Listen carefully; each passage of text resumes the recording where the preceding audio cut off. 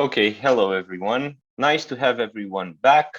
I'm Ovidiu Babeș. It's a pleasure to host the third panel of the Fusion Talks on behalf of the Qolony Association. And today we're going to be talking about who promotes art and science. So I don't know if anyone watching has watched yesterday's panel, but we saw like a host of terrific art and science projects per se. And we saw the artists talk about these projects. And today we're gonna go more into the institutional and like organizational aspect of art and science. And we're gonna see what's the work behind establishing the art and science projects. How does this work? Who are the major players involved in art and science? How do they work? And how are they like promoted and so on? So it's a pleasure to have several speakers with us today who are gonna answer some of our questions. First up, we're gonna have Laura Welzenbach. Hi, Laura. Hello, thanks for having me. Pleasure to have you. Laura is the head of Ars Electronica export program. She's a manager focused on art and technology and politics. I think she's going to tell us more about the Ars Electronica organization generally and its programs. Next, we're going to have Aurelie Delater. Hello. Hi, Aurelie. Aurelie is the coordinator of the STARTS ecosystem project. She's interested, I think, generally in co-creating processes, hybrid collaboration, and the future of cities for European projects. I think she'll tell us more about the STARTS Awards, the residencies, and the other creative programs of the STARTS. Next up, we're going to have Miruna Amza. Hi, Miruna. Hello. Miruna is a science communicator, curator, and founder of the Scientifica NGO, which is based in Romania and is promoting art and science and design and art and science. And I think Miruna will tell us more about the NGO and about its experience so far with the Romanian way of doing it. So I'm glad to have her on board. Next, we're going to have Lucas Evers. Hi, Lucas. Hi, thank you for inviting me. Pleasure to have you. Lucas is head of the Wet Lab program at the Dutch Waag Society. Generally, I think the Waag is a meeting place where art, science, design, and engineering are coming together, and they're doing all sorts of interesting stuff. We'll find out more about the Waag from Lucas himself. And I think we're going to end tonight's panel with two performances, both made by Alina Tofan. Hello, Alina. Hello, happy to see you. Glad to have you on board, Alina. Alina is a multidisciplinary artist, actress, and an activist engaged in topics such as environmental awareness. So we are going to watch, at the end of today, we're going to watch two of Alina's performances called Asphyxia and Retouch My Future. So I'm glad to have everyone on board. And without further ado, I'm going to give the floor to Laura Welzenbach. Yes. Cool.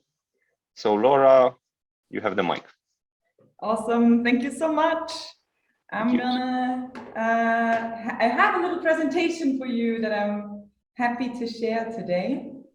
Let's see if this works. You should see the screen now. In presentation mode, finally, yay! Much more interesting in presentation mode. All right. So first, thank you so much for having me. My name is Laura Welzenbach. I'm the head of Ars Electronica Export, and I'm very delighted to be part of this group today to talk about the promotion of art and science. So many amazing presentations, and I'm very honored to be part and to be one of those. Ars Electronica Export, what does it do? We more or less let different contents go into the Ars Electronica Festival or leverage the content and narratives that are developed in the festival and let it travel the world. That is like taking form in like exhibitions or panels, talks and workshops, but our focus is definitely on exhibition on an international frame. So first I would like to talk a little bit about Ars Electronica in general. Ars Electronica is a worldwide unique platform for art, technology, and society, and we are pretty old for art and tech. We started in 1979, so we are more than 40 years old, which is definitely not an old age, but for art and tech or art and science, it maybe is in the form that in particular brings together electronics and natural science. So we started in 79 with the festival. This is our core, our pillar, that is what the rest of our activities is shaped around. It was continued after, so the festival kicked off and like allowed these different experimentations with telecommunication in particular back in the days, and other like first steps in like art and communication and technology. Then a few years later, the now very well known Prix Ars Electronica was added. It's now the probably most famous international competition for cyber art. And I want to tell you a little bit more about the Prix as well. It was like 10 years almost after we started, the Prix got added to our activities and is now also like a very important source and tool for us to work on tendencies and directions in media arts at the moment. Winners of the Prix can win up to 10,000 euros for the winner project and 3,000 euros for the honorary mentions in each category. We started with the computer graphics and computer animation and computer music in '87. In 1990, after that, various different categories were added or transformed throughout of time, just to adjust to the needs of media arts that changed like quite fast in these early years, and now still is, and it's like expanding every year. In 1990, we added the interactive art category, which is also still part today. In '98, a prize was added that I particularly love so much. It's our youth competition. It's the U19 youth competition. So we pick up actually the first generation, or like the generation that starts exploring with these medias already at a very early age, and give them the same award as the big winners get. Maybe not as much prize money, I have to confess, but they get also the golden Nika, the statue that honors these creative thinkers from a very early age on. In 2002, we had the digital communities category added. In 2007, hybrid art. And in 2014, we added the category visionary pioneers of media arts. Now, because of all these different categories, we had to think of some sort of a rhythm, because it's too many good works coming out of the media art scene every year. So we have now a biannual rhythm between artificial intelligence and live art and digital music and sound art. And then on every other year, we have then interactive art and digital communities. Each year, however, we have the U19, the youngsters that we want to support. We also have the computer animation, and we have the visionary pioneer. In 1996, the Ars Electronica Center opened. It is our meeting place for the full year-round program. This is particularly exciting because we can like allow a deep dive into these topics. And we usually focus on the festival and the prix. We then had a house where we can actually discuss this and have a much wider impact also to the general public. The Future Lab was added as well as a laboratory for future innovations. Ars Electronica Export, who tries like to bring these narratives all over the world, started in 2004 and kind of like came along with the digital archives of Ars Electronica, which is an open tool on our website that I can highly recommend you to check out online. In 2009, our permanent house, this Ars Electronica Center, was rebuilt the first time, and more exhibition space got added. And in 2012, we got a new department called Ars Electronica Solutions, who are now more working on the interactive services and products. So they're more working on the commercial side and feed into on a budgetary level to the activities of Ars Electronica. In 2014, we also became UNESCO City of Media Arts as one of their members. The exhibition was actually rebuilt again in our Ars Electronica Center in 2019. That is one bullet that is like missing in this list, but I'm sure we will add it soon. We have a newish exhibition here now in Linz that I can highly recommend, that dives deep into the topics of AI and how to convey these complex narratives of today's challenges on a new level. This was a quick run through the history of Ars Electronica. There is another short overview of the divisions that we have. I mentioned all of them and just want to highlight one more time, Create Your World. This is our division that focuses on the youth and youth program and is now our own pillar in the festival. We always call it the festival within the festival, where youth is like showing their own work. It's from youth for youth, which is like definitely very nice. We have the Ars Electronica Festival, and this year the topic was a new digital deal. A new digital deal, not only as one part that needs to be discussed amongst the topics of a Green New Deal, which was like started more or less in the US, but was also picked up by Europe, of course. And what we wanted to highlight are the narratives about the digital needs to be part of the conversation when we talk about green innovation and a green future.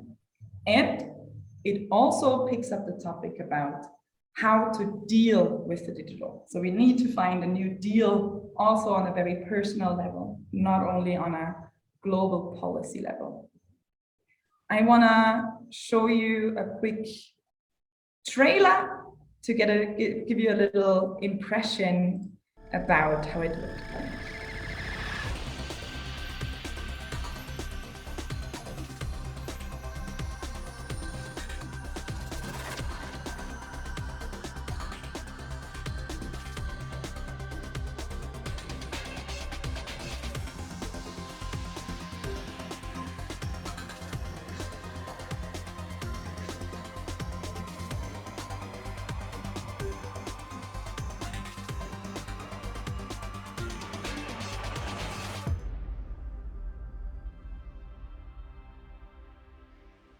Dramatic ending.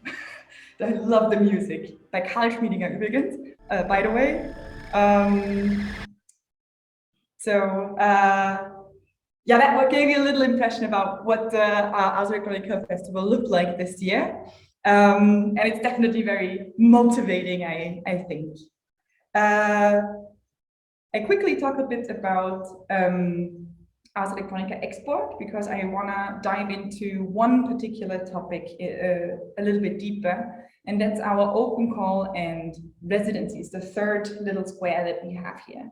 So in general, we do consulting also on digital and hybrid transformations. As I said before, we do events, workshops, talk, and performances. And also international exhibitions. A very important tool to promote art and science is also open call and residencies. The beautiful thing about residencies is it allows you a deep dive, and it actually also allows artists to really get into the nitty-gritty ground of science and become a communicator on that end on very high complex issues that is so valuable that we definitely want to spend more time and resources in this direction. We have some collaborations, or actually many already in this field, and I just want to introduce you to one in particular. But here's just an overview of a little bit more details about what Ars Electronica Export does in particular. Here are some of our partners that we do exhibitions and residencies together. Tabacalera, for example, in Spain is one of our residency partners, as is the Deutsche Telekom, the art collection Deutsche Telekom. We are all over the world, as you can see, from Tokyo to New York, but also very important, of course, in Europe. The open calls and residencies. We already had very many different collaborations here. We worked with CERN, with ESO in Chile, with ESA in Darmstadt, with Fraunhofer in Nevis, and many more. The partnership we now have with the art collection Deutsche Telekom is a project, or one of the programs, that focuses on artists who are from or stand in relation to Eastern Europe. So the art collection Deutsche Telekom started to collect in like from artists in Eastern Europe already more than 10 years ago. And they now wanted to focus also to support the art and tech research there. They already have different artworks in their collection working on these issues, but they didn't yet put so much effort into really developing artworks together. That's why they brought us on board. Lucky us, this was really cool indeed. We started to find a research partner, a science partner. This year, it was the first year, like in 2020, we started with the first year, and we had the Johannes Kepler University and Martina Mara from the Robopsychology Lab as the first scientists that we collaborated with. It was important that the artists can work independently on their artistic concepts. They can use the source of the science exchange, but it should not influence their creative creation, I would say. And the artwork, like the artwork that was developed, was then also presented at the Ars Electronica Festival, at the exhibition there, which is also absolutely fantastic. There is also a budget for this. Very important, especially if a business partner is standing behind it. It's like 15,500 euros. You can see the breakdown right there. And now I want to show you the first artwork that came out of this residency. It's Kyriaki Goni from Greece. She created Not Allowed for Algorithmic Audiences. It's a speculative, intelligent personal assistant who takes on a human body for 7 monologues, and it tells us, the visitors, from its perspective, from its technological perspectives, how it works, where it got its information from, how it listens, how it can see, and what it does with this information. It's a beautiful, beautiful installation. And you can really sink into this voice and non-binary avatar as it is telling you your story. And a short documentary will wrap up my little talk. And I'm going to show you this now.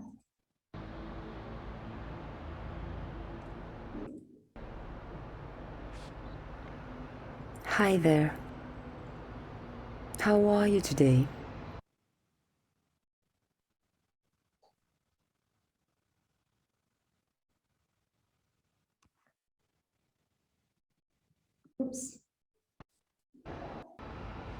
There is so much I'd like to talk about.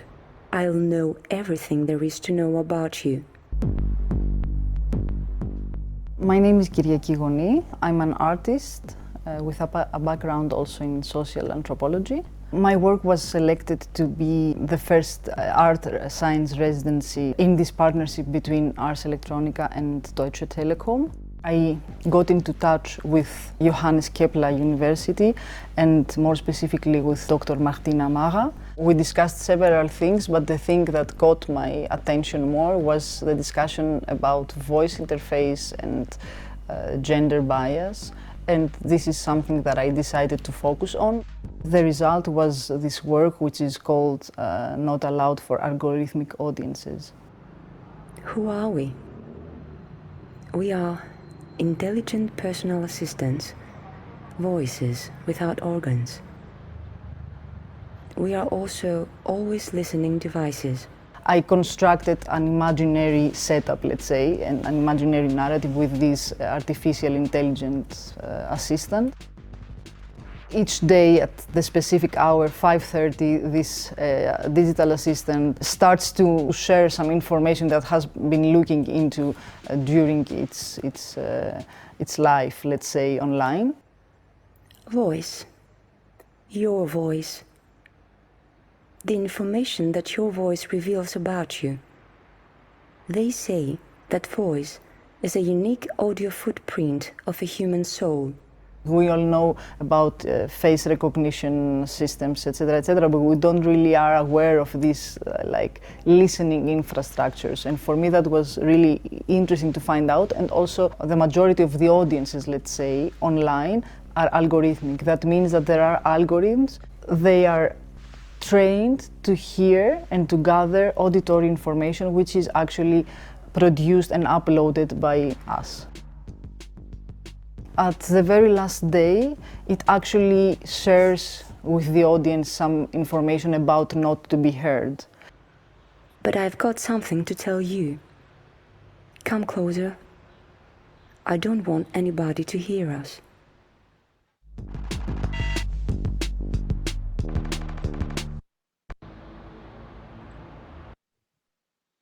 Thank you so much. This was my presentation. I'm looking forward to the conversation, and I think I did go a little bit over time. Thank you. Thank you, Laura. That was absolutely wonderful. We've learned a lot. I mean, I personally learned a lot about Ars Electronica and great projects, I have to say. I love the way you kind of presented the whole history of the Ars Electronica. It sounds also organic, let's say. I was also, so for instance, I also thought that the Ars Electronica was this kind of gathering and institutions, which kind of was very like, you know, you got some budget, you got some grants, and then you just implemented stuff. But it sounds like it's much more, you know, organic than this. I mean, it sounds like it's all driven from within a certain community, which kind of formed, right, of artists and scientists and so on. So it sounds really like people just got together, probably in the exhibition, and then they just, you know, they just got some new ideas and they just decided to make them. Yeah, I can definitely say, I think that's, I wasn't part of it, sadly. I wasn't even born then, almost not. But it's really fantastic because I think I really also picture it like this, that people just came together and experimented together. We were also talking about it. You could not necessarily call it art back then, but it was artistic and creative in finding these solutions and exploring these technologies. And that is the beautiful thing, that artists just have this other perspective how to work with technologies. And that allows us to get ideas or get into directions that we would maybe not have imagined before. And that was an interesting point at the early age of Ars Electronica, and hopefully it still is, where this exchange and this sparkle can happen.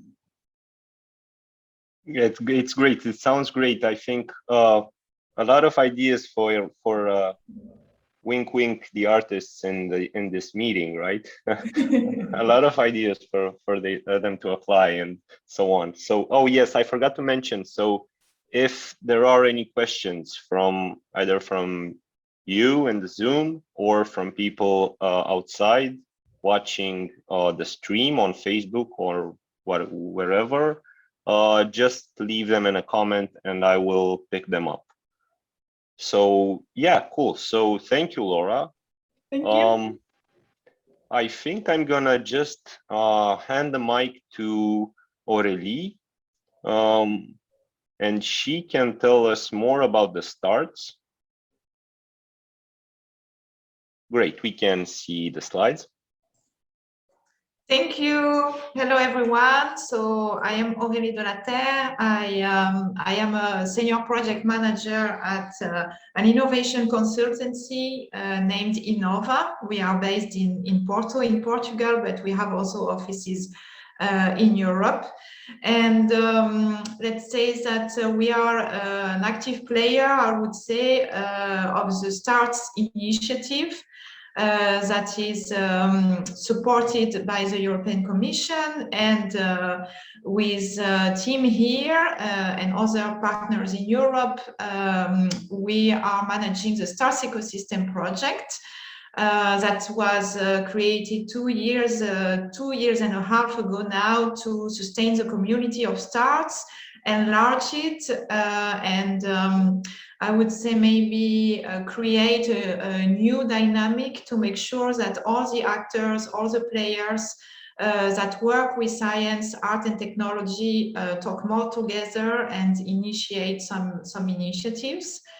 So of course I will follow, I think, the flow of Laura talking about Ars Electronica, because Ars Electronica is a historical important player of STARTS, and I mean it's all interrelated with Waag also, so we are used to work together in many projects and initiatives. But STARTS is a little more than this, and it's now a big initiative, I would say. So I will present you now how it's made and how it works. So it was born, the initiative, I think 5 or 6 years ago, with the first study from the European Commission to explore the potential of enhancing collaborations between artists, scientists, and technologists. It focuses on artistic practice and as an innovative process with a wide-reaching potential for developing new economic, social, and business models. I think at this point it's important that I mention that STARTS is not an entity in itself. It's not like a company or a museum. It's an initiative, a movement created and supported by the European Commission, and more specifically DG Connect. And so this is why also in STARTS we have this dimension of innovation, market in some ways, and really the interaction links between technology and the arts and science. So here I have a little short video that presents STARTS. I hope it will work.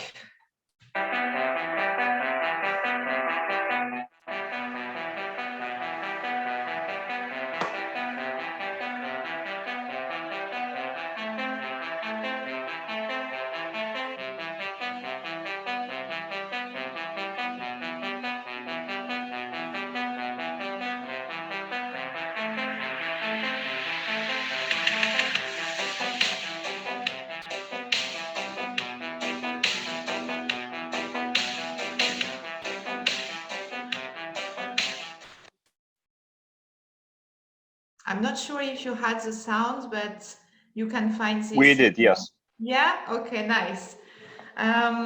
So now, now it doesn't stop. Okay.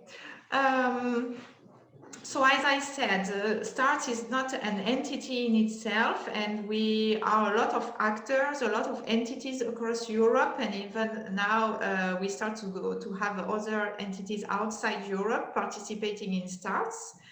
So how does it work very concretely for those who don't know START at all? DG Connect, the European Commission, they issue open calls with thematics, different topics, different objectives, and we form consortia to apply to these calls. And once we have the project, we win the project, let's say, we redistribute the funds that we got from the Commission to support collaborations, residencies, events, installations, exhibitions, or range of activities to support artists, technologists, and scientists to work together. And so we do this through pillars. So we have first STARS Prize, which is really, I think, the first rendezvous of STARS, the most important since its creation, because it takes place during Ars Electronica Festival, which is, of course, a big moment where all the people working with STARS can meet and see also the outcomes of residencies, and there are a lot of experiments and installations. And so every year, STARS Prize awards outstanding collaborations where scientists, technologists, and artists work together. So this is the first important pillar of STARS. Then we have STARS residencies, which is, I would say, very critical for STARS, because the idea of STARS is really to support this kind of collaborations, and we do this a lot through residencies. And we had in particular one project that ended 2 years ago, which was called STARS Residencies Vertigo, which was really dedicated to support 45 residencies with no topic. I mean, it was very free. The kind of artists, the kind of scientists, the kind of tech, and the kind of topics that we explored in this project was very open. I think it was one of the very good things. It was not put in a frame, but it was really open to explore new things. And it was really a project focused on thinking of methodology also that we can use to support such collaborations, and then explore really with also a dimension of research, which I think was very important for the artists and for the tech also. It was there were residencies between 6 months, but the majority were 1 year or 2 years. So it was also a long-term thing that is a little different what we are used to see. So very interesting pillar here, where really we explore these collaborations. And then we have STARS thematic pilots. So a lot of, I think not a lot, but now 3-4 projects that explore different thematics. So the first of the kind was Well Sustain. It was the first formal STARS project. Also, it ended, I think, 3 years ago now. It was about ethics, sustainability, fashion, design, and so we had also more than 40 residencies exploring these questions. Then came Reframe, which is about circular economy, fashion, also design, 3D printing, recycling, new materials, and they also funded 20 residencies that some of them are still in place. Then we have Mind Spaces, which is a more, I would say, conceptual project about architecture, emotional architecture, how we can relate to emotions in elderly places, in working places, and outdoors also with technology and the human side, so exploratory project, I would say. And now the newest that we have is Stars for Water.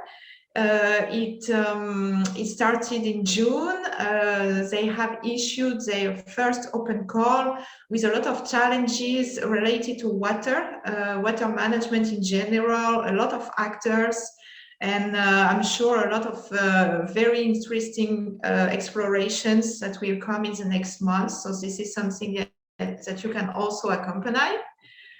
And then more recently, we have regional start centers with the idea, I would say, of the Commission, of the objective to implement starts really at very practical local level.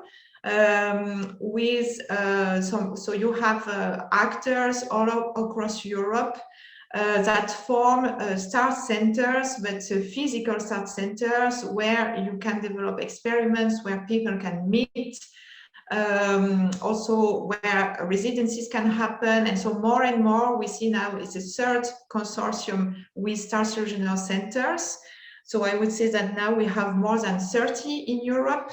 And so there are places that promote this kind of collaborations, and for those who are interested to explore this, a new open call will be launched on Friday, so this is very soon, by Stars Regional Centers, and you will see that there are 21 topics to explore, 21 challenges that you can apply to, and that are related to different questions about repairing the present. So very inspirational.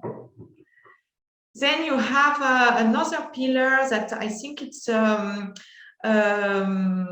every actor that works with starts, we have this at heart to develop some activities that are more related to the educational level.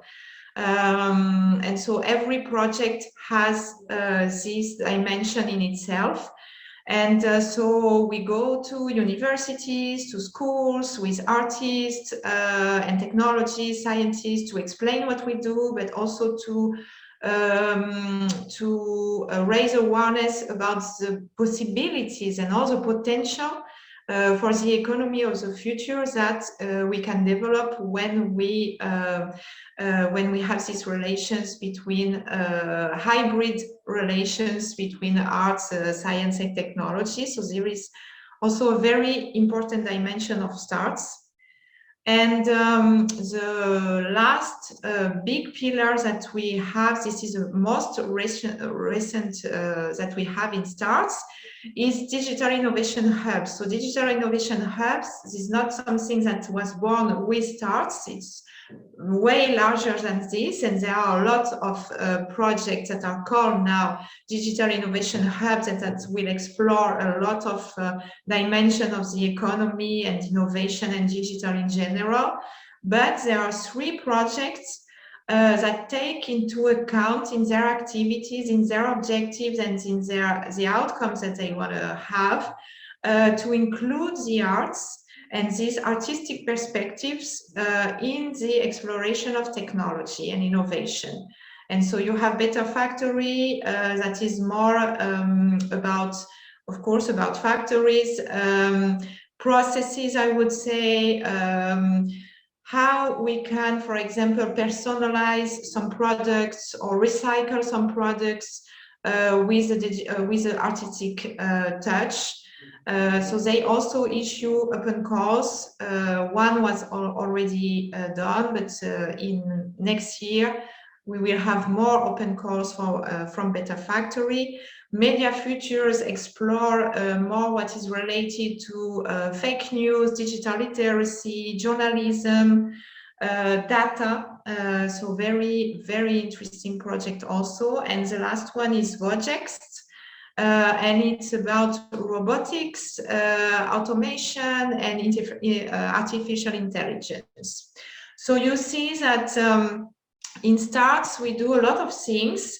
There are a lot of players, a lot of topics, and really the idea that holds us together, I would say, and that you can find in every project that is really the footprint of STARTS, is to promote provoking and visionary prototypes and solutions. Human-centered values, very important. I would say that every STARTS collaboration has at heart to develop projects or new services, new products that are human-centered, that are made for people, with a different, maybe bring a different perspectives to the economy. And of course, green and sustainable, which is also very important for all of the STARTS projects and initiative. You see that we are very active and the initiative is growing, I would say. So good community and a lot of things happening. We have a site that is called stars.eu, where you can find a lot of opportunities. We gather there opportunities, all opportunities related to science, tech, and art. So if you are searching for an open call, not necessarily STARTS, but in this field, you can go in stars.eu, you have a page, opportunities, and we always share this kind of things. Events also, some news about outcomes of residencies, collaborations. You can see also that there are resources, a STARTS library, so a lot of things that are in this website. I think it's a very valuable source of information for you. And also you have a section what we do, and you have these pillars that I just mentioned, where you can see who are the actors and activities of each project. Of course, we are present in social media, and I invite you to join us and to contact us, me or all the players that are working with STARTS. We are very eager to develop new collaborations. So please go ahead, and thank you. Thank you very much, Aurelie. That was great. So I mean, if there are any questions now about the STARTS, feel free to ask them. I personally have some curiosity. So one of the pillars is like the STARTS academies, right? I didn't get from your presentation, of course I can Google it, but might as well ask you, are these in real life? Are these like based in certain places, or how do they work? Yes, I mean, before COVID, of course, it was all physical. Sure. And very practically. For example, we have an organization who is very active in Belgium, which is called Gluon. And they go to schools, they have partnerships with schools, for example, and they have sessions, for example, or they go in schools when they have a lab, for example, or some space, or they have also a space. They collaborate with Beaux-Arts, which is a fine arts museums in Brussels. And so this is organized. Sometimes it's part of a residency. For example, you have an artist and a tech working on a project, and they go to school or universities and they explain together what they have done. They do experiments with the kids. So this is one of the ways. And I would say the second step, or more developed step, is to go to university and to try to develop new curricula for master degree, for example, where you have in the masters of design, for example, you have this dimension of digital art with technology, some collaborations with other departments. So we also do these kind of things. So you do have collaborations with like academia, right? I mean, yes. That's great to hear. That's great to hear. I also have one other short curiosity, if I may. It's like about one of the pilots, the thematic pilots, right? And it's about the whole water. Did I get it right? Yes, Task for Water. What's this about? Just like, 2 words. So it's a new project. You can have more information in the website, of course. So basically, what they want to explore, it's questions that are related to water in general, water management, how we can manage water challenges in the next few years. And support also artists in finding, I would say, a common ground and language to respond to regional water-related challenges, because they work a lot at local level with sports, for example, of Rotterdam. They are also in Greece. So very maritime, is that a word in English? Yeah, maritime locations, and so they will take the local challenges and have these people, these residencies happening very at local level with local actors, because every residency will really have their network of people that will work at local level for a lot of questions. Okay, thank you very much. I see Mihaela has a raised hand. Mihaela, go ahead. Yes. Yes, I raise hand.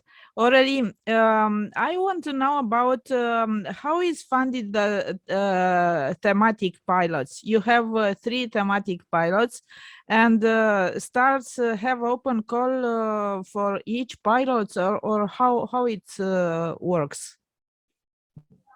Yes, so I would say that now I'm pretty sure that in every new STARTS project, you will have funds for collaborations. I don't see now a new project of STARTS without supporting concrete collaborations with of people. And so how it works exactly? So you have to be aware of the calls that are issued by the Commission in Horizon 2020 for Horizon Europe now, and within these calls you have the mention of STARTS, so you know that it's related to STARTS, and they mention it very clearly in the call, and they explain already what they want in the call. So, for example, for STARTS for Water, it was very clear that it was a call about water, and so they asked the consortium to explore this question. And so then it's a cascade funding mechanism. So the consortium, the partners that win this project, this call, they receive funds that go then to the artists, to the residencies. And open call is for artists or for institution or associations? I would say that it's open to everyone. It depends a little on the calls. Sometimes it's you have already the tech partners in the consortium, and so they just call artists. Sometimes it's a mix. So we call first, in Beta Factory it was the case, we called first the tech providers, then the SMEs, and then the artists. So it depends on the project, I would say. Mm-hmm. And another question is who and how someone could become a regional START center? So I would say that, I mean, if you want to be formally a START center, you should enter a consortium for a next call from the Commission, and enter a consortium that potentially will win the project call. Mm-hmm. But then there is and so this way you receive a fund from the Commission, and you are part of the team of Regional START Center with the brand and the stamp STARTS. Okay. So I wouldn't say that it's an easy way, because it's not easy to win this kind of course, but it's the formal way. Then you have maybe another way, which would be to contact the already existing START regional centers and see how they collaborate at the local level, if you can somehow be part of their activities. So approximate to something that is existing. Now, if you want to create a STARS regional center on your own with your own funds, you can also receive the support of the Commission in terms of good practices, networking, sometimes infrastructure. So there are many ways, I would say, many no, but 3 ways at least to explore to become a regional center. Thanks. Thank you very much, Aurelie. Okay, so thank you, Aurelie. Next, we're gonna have Miruna Amza, who's gonna say a couple of words about the Scientifica NGO, if I'm right. Miruna, you have the floor.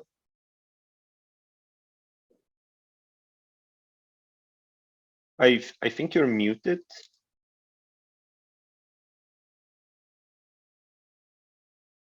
Now I am unmuted. Yeah.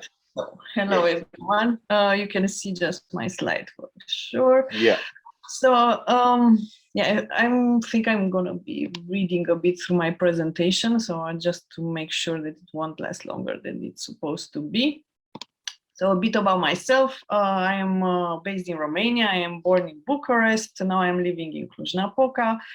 And I have been long-term involved in the science center and museum world. I am the co-founder of Scientifica, together with my colleagues, John Riley and Miruna Batin. And it's worth mentioning that both are represent a perfect fusion between arts and science. They have degrees in both art and both in STEM industries, and also their professional experience goes through art and science.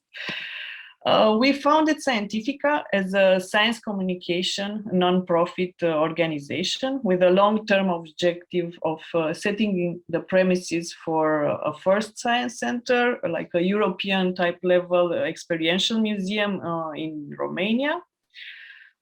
This is actually in the process of happening, so I'm happy that we lasted so long. But meanwhile, you can say that we have layered the potential of the Science Center into different actionable short-term programs that would ignite meaningful collaborations and represent little steps towards public engagement with science and our greatest dream, the Science Center. We're also working within the Cluj Cultural Center to develop a newly program and a physical space called Learning Cube, which is going to provide a new curricula of arts and science and tinkering and different methodologies to a network of 35 schools in Cluj-Napoca. And I'm also working within Studiotopia, which is European Science in Art program, residency program, in partnership with Ars Electronica, Beaux-Arts, Gluon, Onassis Center, Laboral, and other very interesting partners and inspiring partners. So overall, we are working with a large network of, I would say, wonderful people, locally and internationally, but also in direct collaboration and also as a consultants with local authorities. And here, I just want to give 2 examples, maybe the only 2, of cities that would actually support the creation of something daring in Romania. There's going to be superb infrastructures, like flagship buildings for knowledge, that will allow arts and science and technology to be more close to our communities. So I would say for us, at least, the local authorities do matter in the type of promotion that we do. So the collaboration we form, the projects we develop kind of answer the question of this panel, like how we promote art and why we do it. And I would actually, what I'm hoping to do today is to go a bit to the why we do it, and give a bit of a conceptual overview of the value of aesthetic experiences into STEM learning. as I think this is what fuels our programs and drives our programs. So I am inspired here a bit of by Heather King from King's College London and the work of John Dewey, who many of you might know in particular when thinking about experiential learning. So, for example, if I'm to talk from his book, Art as an Experience, he talks about experience in quite an interesting way, and it is important to understand the distinction that he makes between an ordinary experience and an aesthetic experience. So an ordinary experience is where, although we're there, we're involved in the process, and the value of it, the significance of it, what we feel, it's sort of external, so it's not really coming to us. On the other hand, an aesthetic experience, it's what changes us and changes the way we see the world and our place in it. So this is why I think this is how our choice of promoting arts and science come in, and it's through experience and experiential learning, and it's actually the reason why I got into science communication in first place. So what we try to be doing in our work, and I'm very sure our partners as well, is to ensure we have learning experiences in the programs we provide, but more importantly is to see, at least in our case, to see science learning as an aesthetic experience. So therefore you can argue that we're always in our program saying that science is something to be swept in, to be curious, to be fascinated about.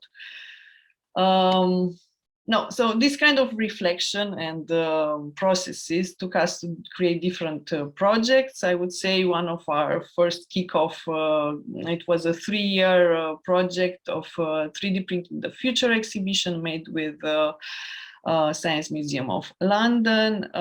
During time we had different type of exhibits from the partners I'm mentioning here in the slide, and I think this is where art helped us frame a familiar or maybe novel trend in Romania in a new way, and where we also had the chance to develop transdisciplinary projects with various age groups while looking at how 3D printing is driving innovation.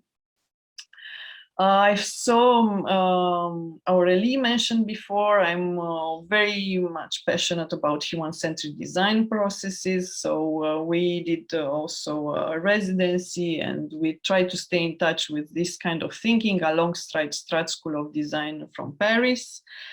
We're also looking, of course, into social innovation through our projects like Rethink Plastic or Future Scenarios, and exploring alternative resources of energy.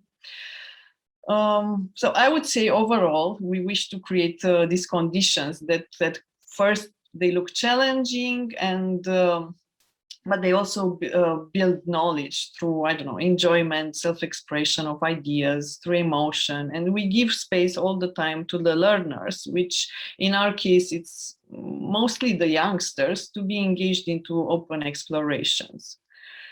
I was talking about art as a way of knowing. So moving further, we can look at multiple ways of knowing. And this is, of course, the subject of residencies.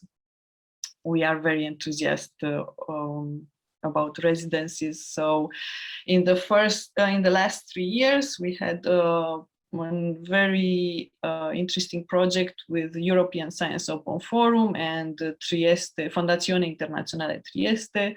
So for 2 years, we had about 11 artists visiting several science research centers in Trieste, about 7, I think there were, that culminated into an exhibition that took place last year in online, of course, in Trieste, physical, and also in Bucharest, in Cluj-Napoca and Târgu Mureș in Romania. Why we do this, why we organize also art and science residencies, I think it's because of the experience of it. It's like it gives you a sense of letting go. So you're allowing things to happen, you're creating this type of portals between arts and science that allows I don't know, a sense of magic and chaos to happen. So you never know what to expect. But you can learn from the process. So I think in the residencies, we actually trust the nature of the artist and the scientist, that they're equally explorers. So they're the guidance we have in this exploration in the natural world. I will finish now quickly just by saying a bit what I think are our main traits when promoting arts and science.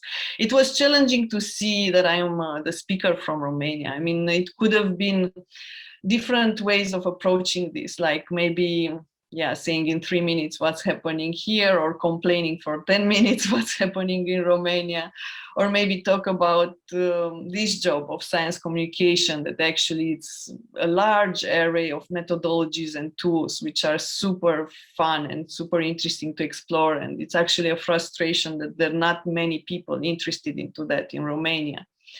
But yeah, you should get a bit more interested into that, curious about what science communication is, because it's not typical communication. So I would say the main traits for our programs are, first of all, co-design. We co-design with our partners, we co-design with the communities, we have cross-cultural intersection. I'm always curious about how other cultures think, and this takes us to a lot of international collaboration. So most of our projects are done with at least one or more international partners. We ask questions. I think asking questions is going to be the baseline for our future curricula in schools. And there are no stupid questions was the meme in our residencies, in our art and science residencies. We talk about beauty and emotions each time we have the occasion, about authenticity.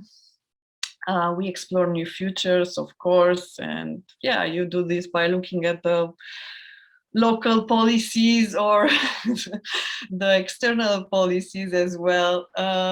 We allow for self-driven education. We are, as I said, focused on a bit more on the educational side.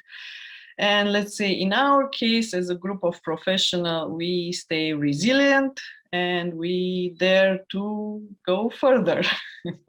And we collaborate and we support each other. No, so thank you for having me. And I'm here for any other questions. That is my contact. Okay. Thank you very, very much, Miruna. I have to say, I love the way you used John Dewey to kind of conceptually, bridge the gap between science learning, right, for kids, and the whole aesthetic experience kind of visual stuff. So that's simply lovely. I do have a personal curiosity, if I may, if there are no other questions at this point. It's about like the Learning Cube project, which you told us about. So how does it work? So do you have like a group of recruitees? I don't know if this is a word. So how do you recruit your teachers, and how do you establish like partnerships with schools and so on? Is it? Oh, you need a bit of magic and talent there, and usually it's about facilitation. So it's, and I don't know, it's about the human, this passionate, right, driven conversation that you need to have with the people. And here I bring actually the experience of the Exploratorium from San Francisco. So maybe part of my partners know the Exploratorium, and Ryan Jenkins, he's the main collaborator for doing the program. Learning Cube is going to be, it's an interesting challenge. So we started this adventure of reforming the curricula system by providing a resource library of hands-on experiments, but also to create them together with the teachers. So we are probably going to create like a huge space with hands-on resources that are being provided for teachers, and teachers can come and create their own lesson plans. But as I said here, human passionate factor matters a lot. I mean, it's going to be a process of training and conversation with the teachers and with the facilitators too. And I imagine that at this point there aren't many teachers who are like really proactive, right? They're usually the same teachers, and you don't really want to work with the same teachers, but you go from there. I think it's gonna be an interesting challenge for them as well.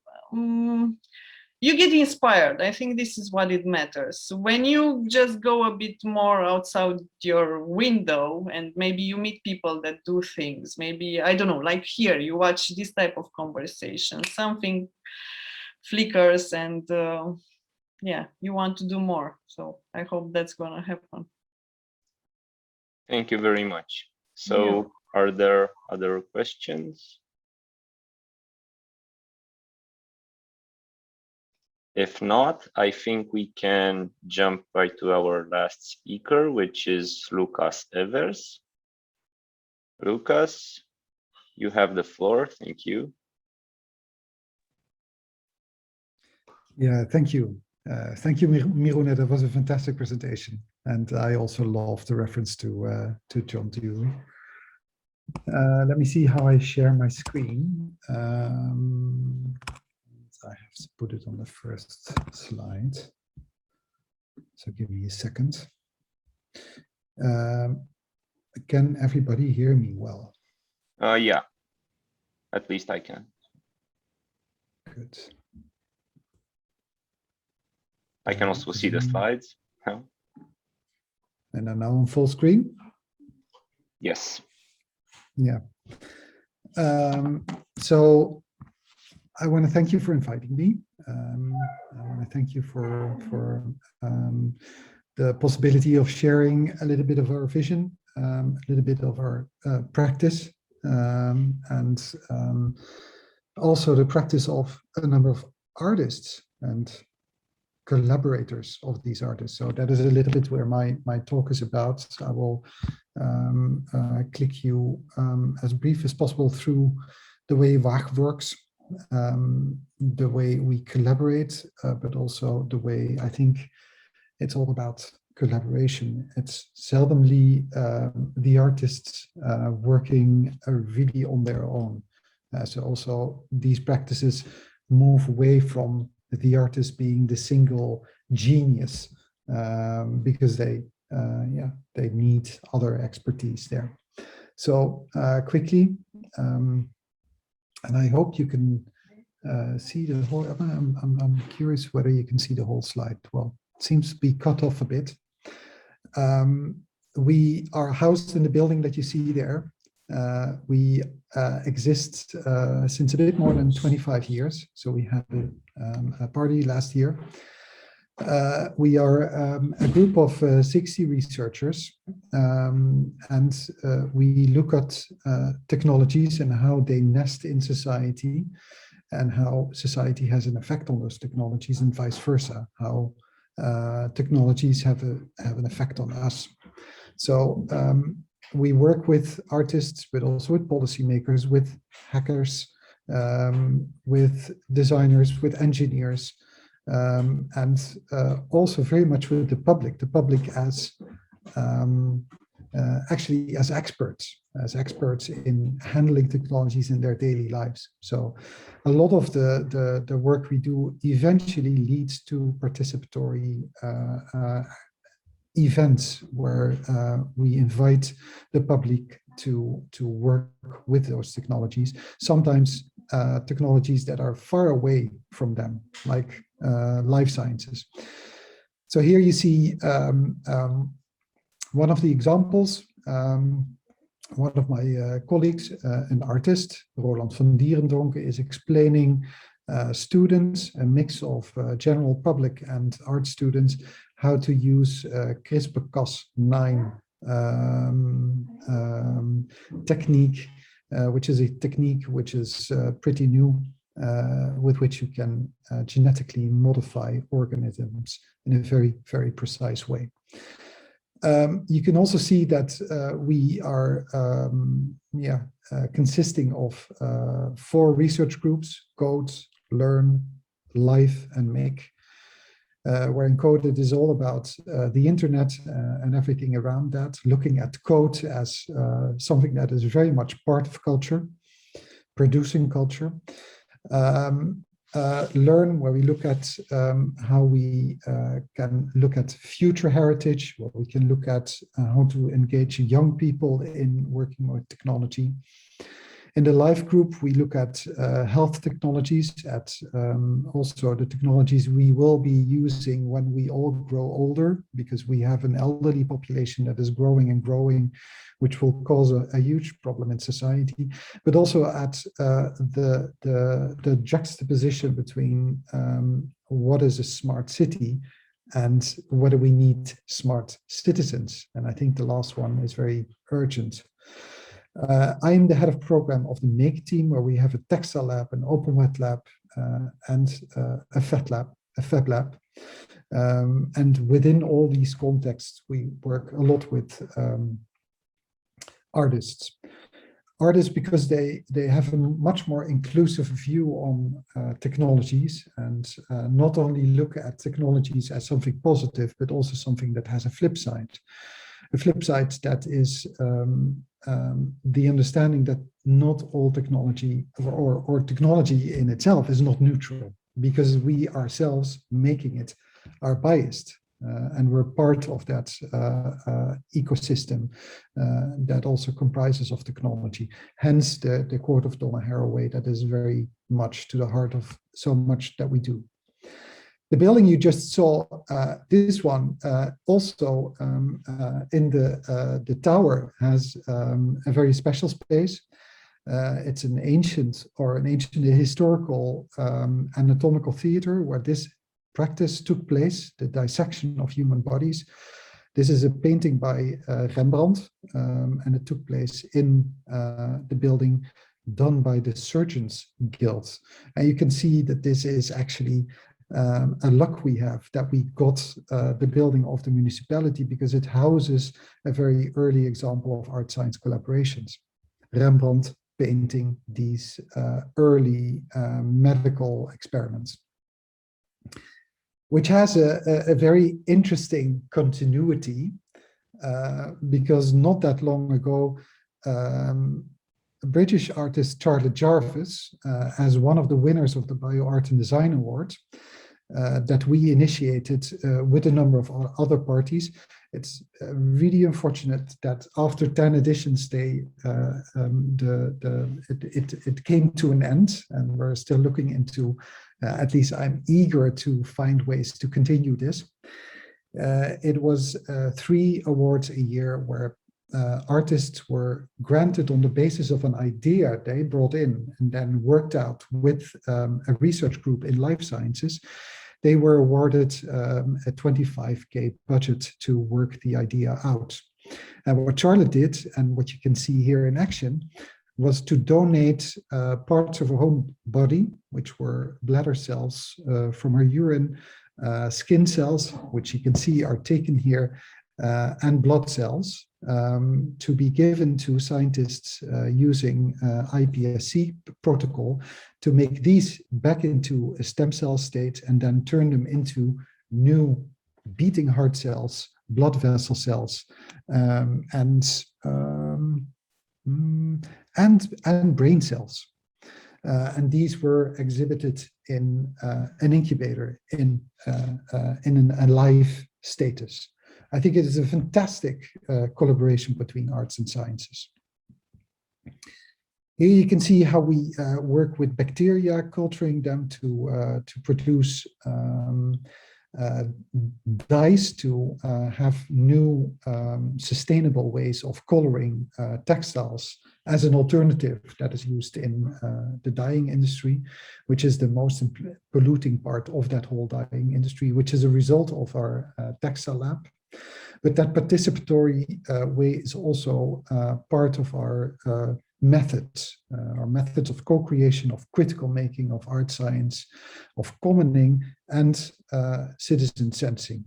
These are a number of the methods we work with in different contexts.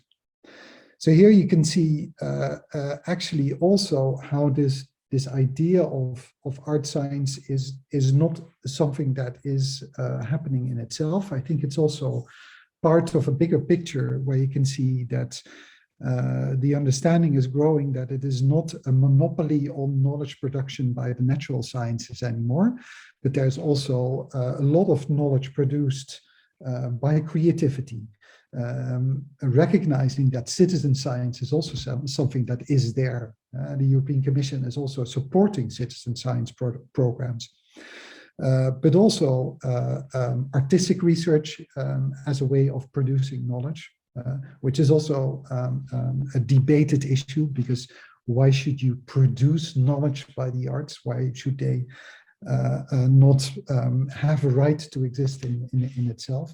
But also these interactions between the arts and sciences. And in this diagram, you see where you have these hotspots between art and science being very application oriented, or sometimes being very much in the corner of fundamental sciences. For us, it's important to also show this continuity between exploration, experiment, and the implementation, where the art-science interactions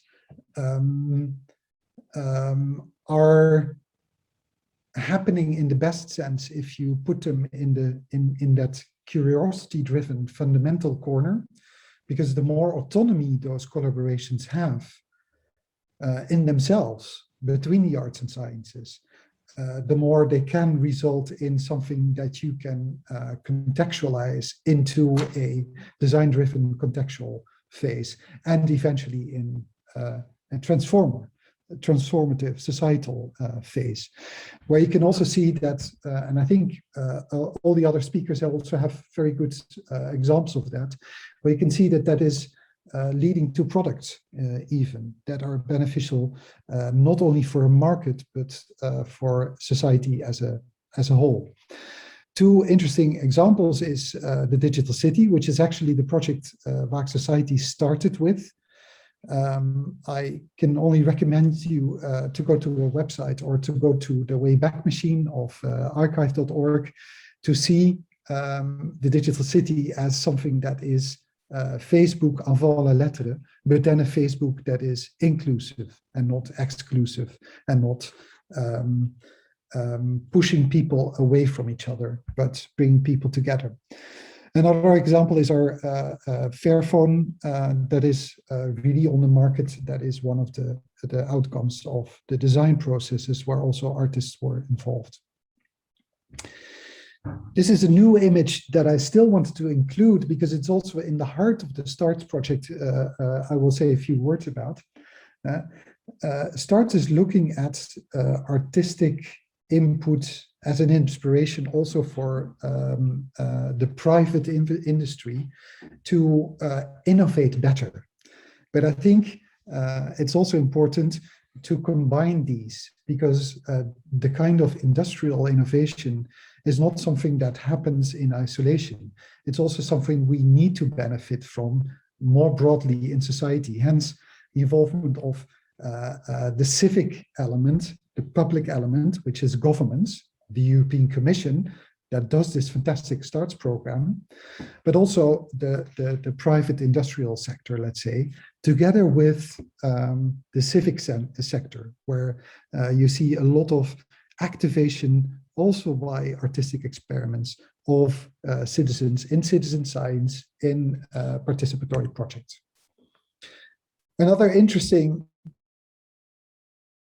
thing I also want to say, an art science project of Jeroen van Loon, Cell Out Me. He went to the Academic Medical Center in Rotterdam, where he had his blood taken, had that sequenced, put the digital file of his whole sequence on a server and put it on sale as an artwork to criticize not only the commodification of the arts, but also the commodification of human data, human genetic data, which inspired my team to really reverse genetic testing for consumers like 23andMe, MyHeritage, etc., and such, into a project where you look at that entirely from a citizen perspective, which is now GeneCoop. It's a data cooperative we are establishing currently. And we had the chance to present that briefly a couple of years ago, also at Electronica, a human genomic data cooperative where you put the human first.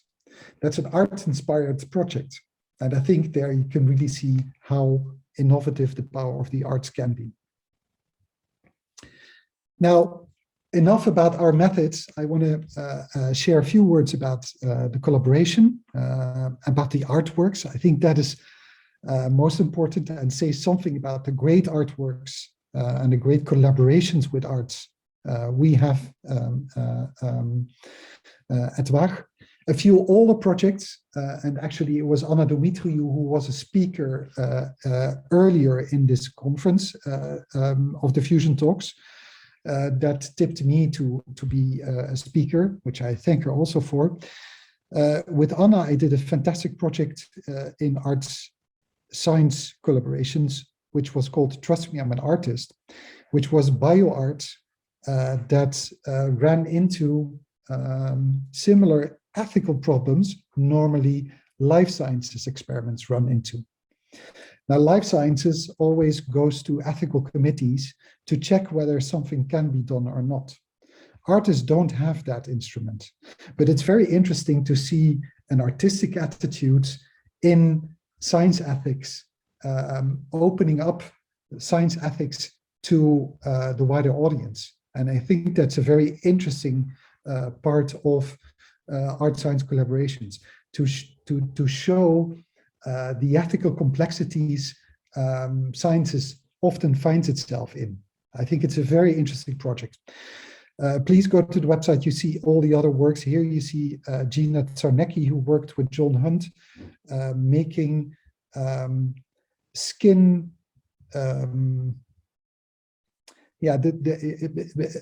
Gina made the skin of her daughters in vitro in petri dishes, together with John Hunt, as another way of making artistic portraits of her daughters, but using the latest in vitro techniques to make these skins made from the cells of her daughters by growing it in a petri dish.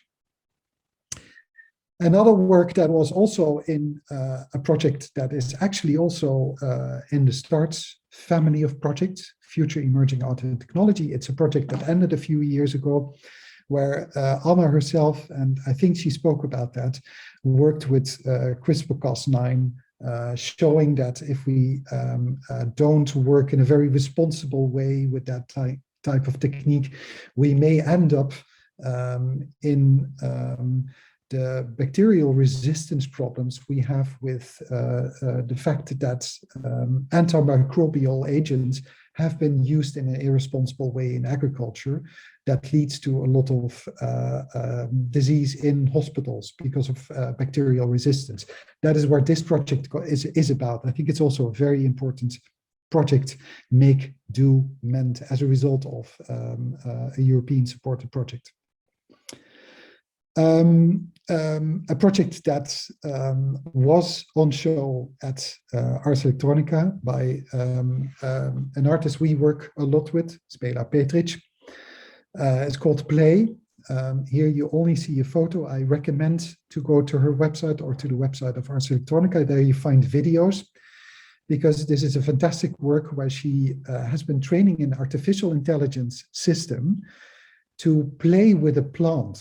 And in this case, a cucumber plant that has these tendrils that seek for gripping to grow into the height. And the artificial intelligence leads wires down in order to come into play with the plant that has a speed of growth, but at a certain moment grips the little balls and then plays with how it goes up and how it goes down. It's a fantastic work that has a photo scanner that is constantly scanning the plant's growth in order to train the AI to come into play with it. It's very important if you hear Spela talk about this work, because she always names all the collaborators, all the artificial intelligence experts that have been working with her. But not only the human collaborators, but also the plant she needs to have an understanding with when making this installation. The installation will be at ZKM, I think, in a couple of weeks, so you have another chance to see it there if you happen to be in Karlsruhe. Adriana Knauf, another work that I was also very happy to see appear at Ars Electronica as one of the award-winning projects, I believe, or a honorary mention in the hybrid arts section is a work by Adriana Knauf, who is currently also a year-long resident artist at Waag, where she is researching ways to train fungi to make aromatase chemical, which is a chemical transgender persons need to take in order to stay in their transsexual state. And she would need, if she were to be selected, to become an astronaut, because that is a wish, to go to the stars and find aliens, as the other is so important in her life as a transgender. So what you see here is a little capsule that was taken into orbit and has been at the International Space Station. Her project is also a supported project by the European Commission called Art for Met. What I also want to say, and here, yeah, it almost sounds like I'm promoting all the work of the European Commission. Arts Formation is not in START, but it's a project we are also involved in, where I have been working on a workshop together with Carolyn Sinders that actually, and sorry to cross-promote ourselves so much, but it's about the promotion of the work and its meaning and its impact. Carolyn also showed her work of feminist datasets at this year's edition of Transmediale. We did a workshop on trying to understand how you can make datasets inclusive, so not exclusive, whereas artificial intelligence always works so much on creating categories that exclude in order to select. How can you queer algorithms, how can you make them inclusive so they select for the better and not for only higher profits?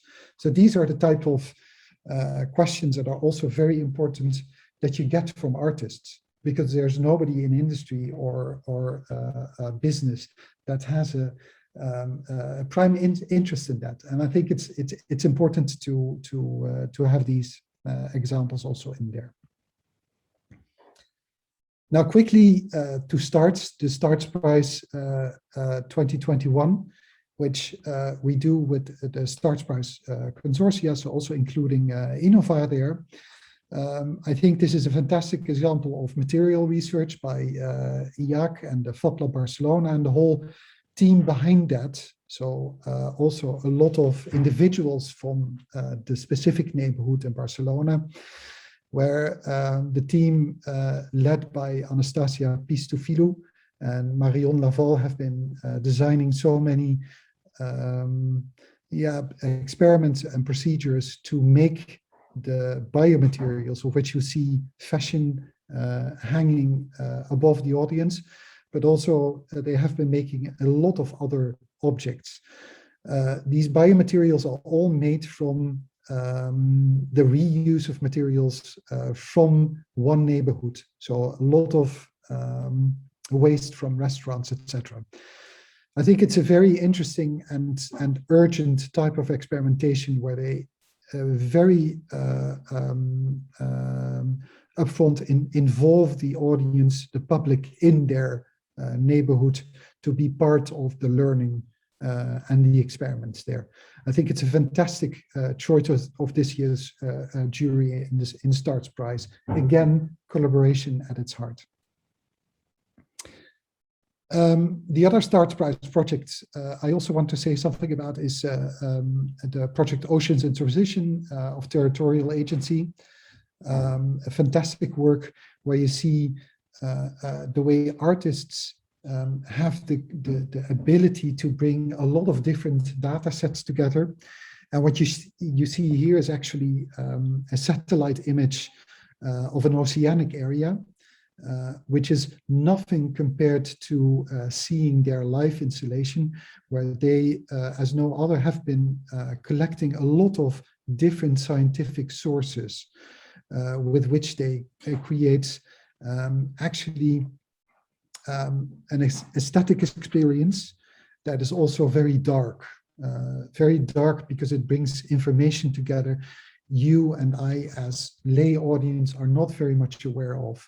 What is happening to our oceans that we don't have access to because it's a dangerous area, but it's also an area that is very much affected by human activity, and we should do something about it. So it's very alarming what you see, but it's also very alarming because they have this holistic practice of bringing this all together. I think, again, a super choice and a very important choice.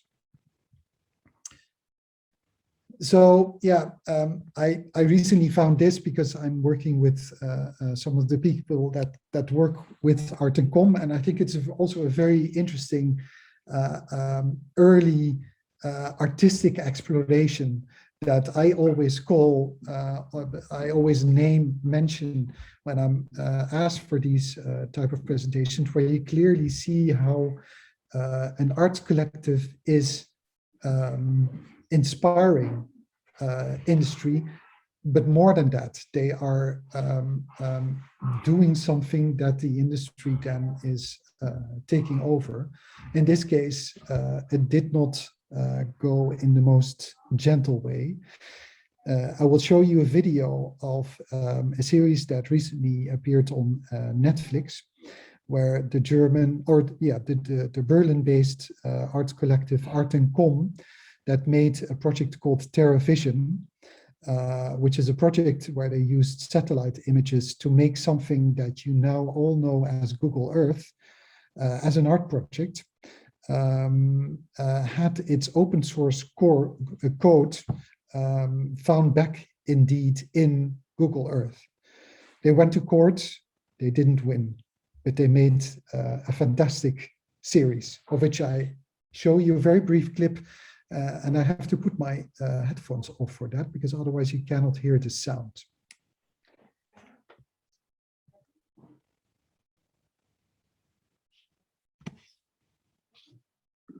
The first thing I saw was a side-by-side video of TerraVision in mid-90s, I think flying into Kyoto. On the right half of the screen was a video of the same route taken by Google Earth, and it was absolutely identical. Wir haben natürlich irgendwie gehofft, dass zumindest mal die Wahrheit ans Licht kommt, ne? Dass die Welt erfährt, wer eigentlich Google Earth erfunden hat. So yeah, I recommend you you watch the whole series. It's super impressive, but it's also for me a very strong proof that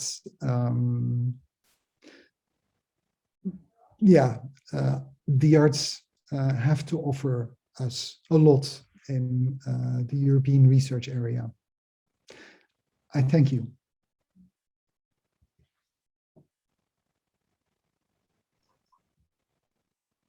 Thank you so much, Lucas. I think, can you turn the sharing off? I think. Great. So thank you so much. This indeed was wonderful. If there are any questions, if not, Laura, please. Yes, thank you so much, Lucas. This was also an amazing presentation. I was wondering, So you have all the scientists in-house, more or less, or how does the art-science collaboration look like? Do you have artists and scientists in-house? When do you reach out to other institutions? Maybe you can talk a little bit about this, because I think it's really amazing to have scientists in-house. It's just yeah, I had to switch my headphones. Was that a question to me? Yes. Yeah, we work very much like you. The most scientific part within Waag may be the Open Wet Lab, because it requires a sort of scientific knowledge to do life sciences experimentation. However, if you work with artists, and I think you have exactly the same experiences as me, and I think also Miruna and Aurelie have the same experience. If you work with an artist who, or an arts collective that is interested in an issue, and I think it is not per se about science as such, but artists interested in climate change, artists interested in the excluding mechanisms of artificial intelligence, artists interested in robotics. They very quickly go into such a specific area in order to do their experiments, or to do their research, or to do their to make their tools and installations, that you require a whole faculty. So we do a lot of mentoring work between the arts and sciences, but very often a scientific or an artistic research question becomes so specific. I don't have anything in-house than just a platform when it gets to the moment where it needs to become public. And that is also interesting about the arts. I think the arts, that's something I learned from Michaela Magas, who's also in the new European Bauhaus project. That is also something very interesting to mention here, where the European Commission is also promoting the arts very much. But where the sciences can penetrate very deep into a knowledge field, it only has the need to bring the knowledge produced back to one peer, to one individual peer that needs to understand it. Whereas an artist can penetrate as deep, but has the sort of need to bring it to a broadest possible public, because that is the artwork. And I think that is, which doesn't mean that the artist is a very good science communicator. It only says something about the capability of the artist as a researcher, and it can leave a scientific kind of method alone and have its own very specific subjective way of penetrating that deep into an issue she or he or the collective thinks is urgent.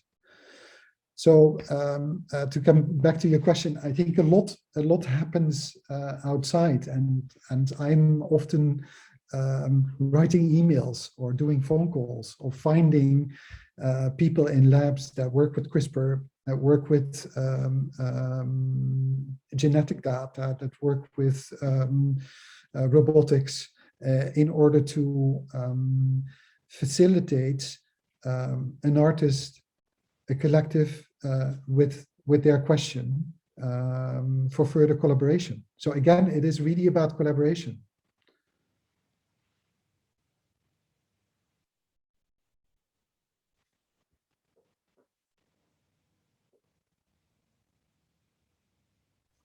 Yeah. If you'd like to add anything, it's okay. No, well, I was I think the presentations were fantastic. I would like to put something in the middle. You saw the circuit or the loops where you saw our fundamental research and our contextualized research and then applied research. I think it is interesting to look at artistic practice and look at the concerns artists have and where they are interested in as an aesthetic, if that is a machine aesthetic or an ecology aesthetic or an aesthetic around human behavior.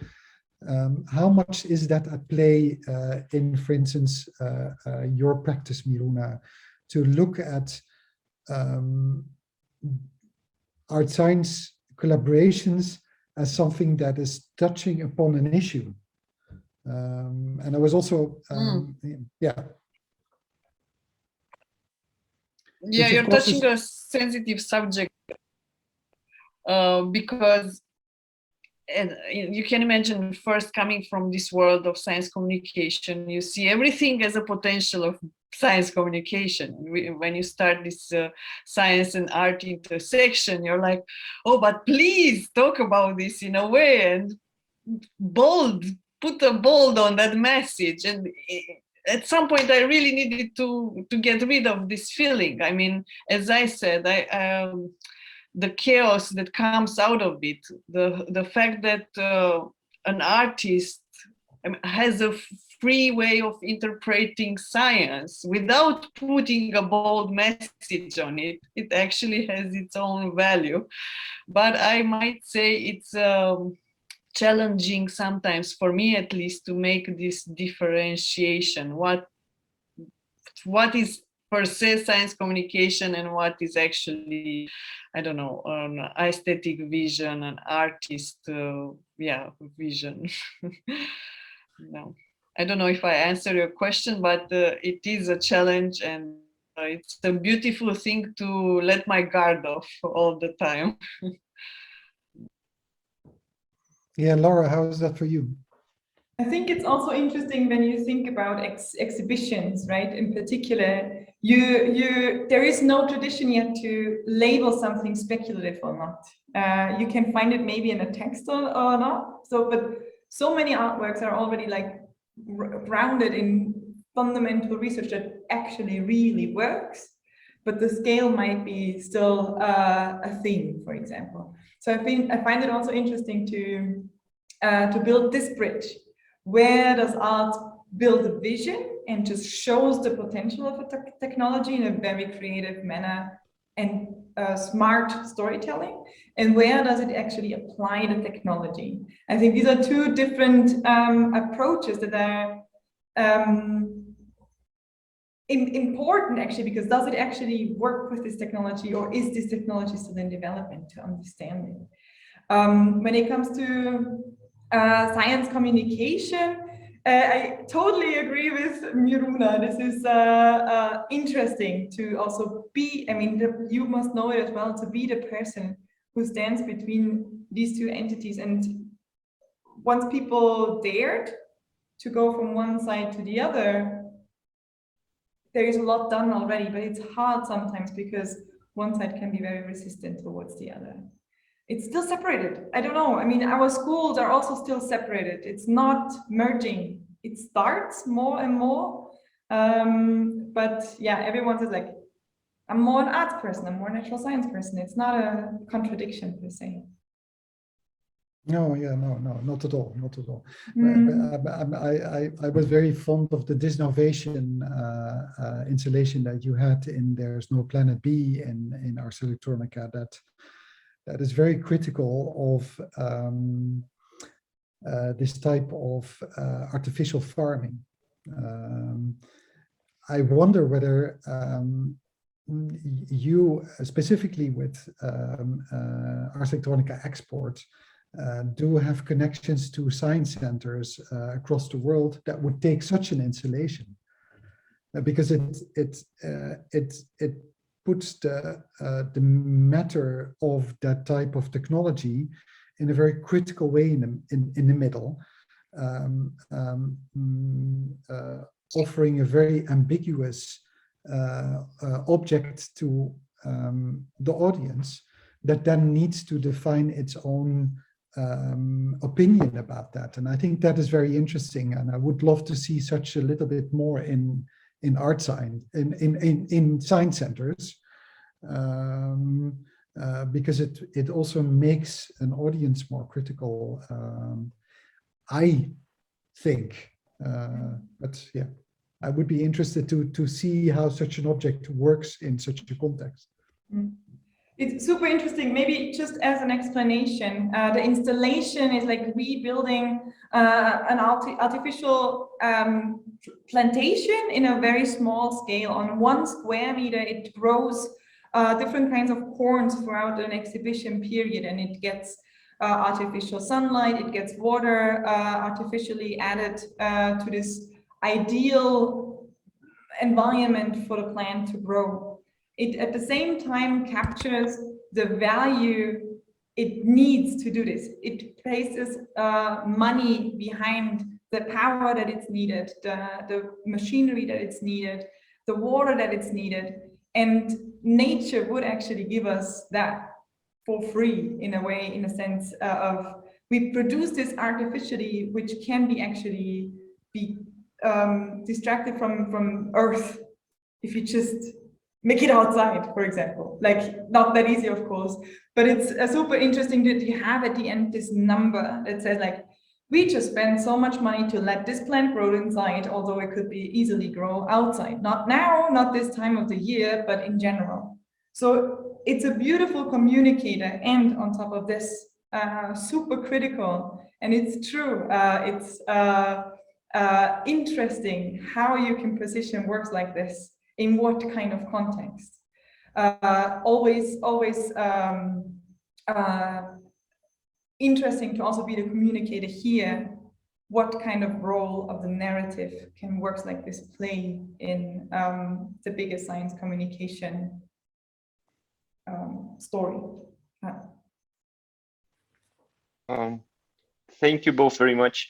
Just one thing, I think Clive had wanted to raise a question some time ago, so I don't know if Clive can hear us now, but if he can.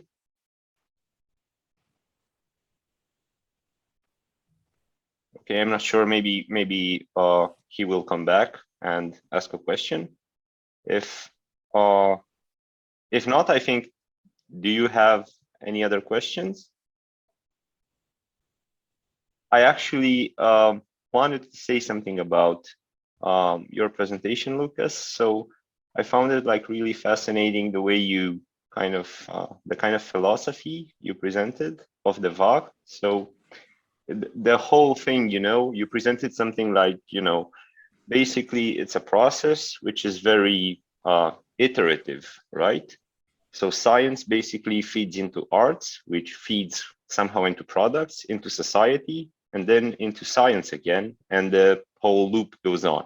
I really like the how kind of the infinite with the 3 loops. And I think that this, I mean, just thinking about Laura's point just now, I think this really makes for a wonderful kind of story, right? About this interaction. And I just wanted to point this out. Yeah, I think Electronica does the same, and that is also something I learned a little bit from your director, from Gerfried Stocker. What you see, what happens in these programs, also because of the way Starts now is unfolding itself. It's an ecology of different type of activities. So the Lighthouse project is an applied context where artists are working in, but like Aurelie also mentioned before, the Vertigo Starts residencies was a large number of much more open test cases. I don't think it was entirely open because the artist was invited to work with the knowledge in a particular European research project. So there was a fundament from which the artist could start to look into how that then is feeding artistic research and possibly also a type of outcome. So on the one hand, you also have that type of freer and fundamental research, and on the other hand, you learn from that and bring that into another context. I think the way Ars Electronica is working with businesses is something also we can learn a lot of. Yet I think we also need to teach businesses to sometimes make other products. So I think the more type of interactions there are happening, the more this may go both ways. And this may be something that you think, well, that's not interesting for art science, but I think it is. Because it's not art and it's not science, these type of collaborations, there's something else coming out. I also think like art collaborations, art science is just one example that shows how well it goes, right? Art should be placed everywhere, in every single little company initiative that we have. Politics, super important. There is already like much happening with activism and NGOs, and there's a huge intersection also to science communication there. But bringing this perspective, just because of the change of perspective, into a system that doesn't have this way of thinking is super interesting. So yeah, we need artists on the spaceships and all of that. That's why, yeah, that's super important. Businesses and all entities, actually.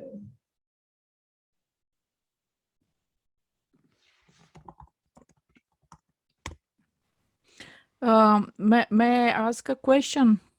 Sure. About how to catch the business companies for be attentive to art and science, because for most of people this is a very narrow field, art and science, and not so many people understand this. Not here anyway. How do you?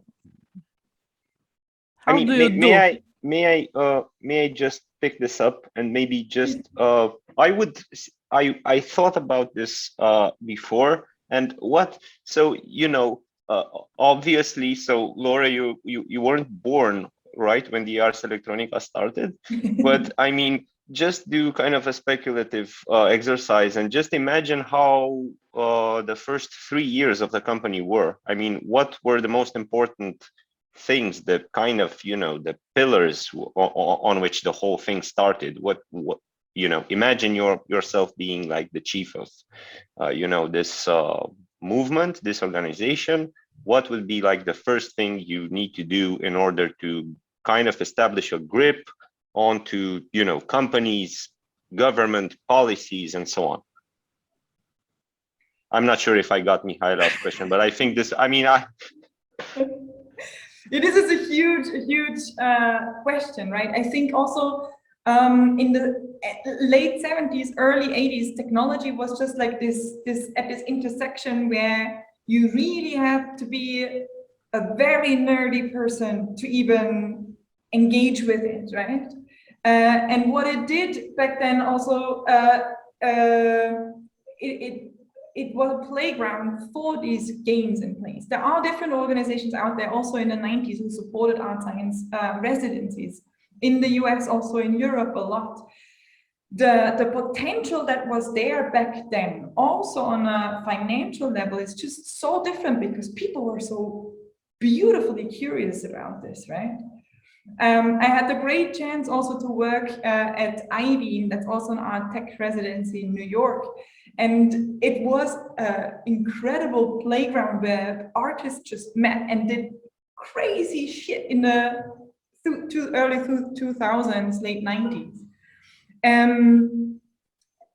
I think that in this digital world, there was suddenly like this weird money also coming up in a way.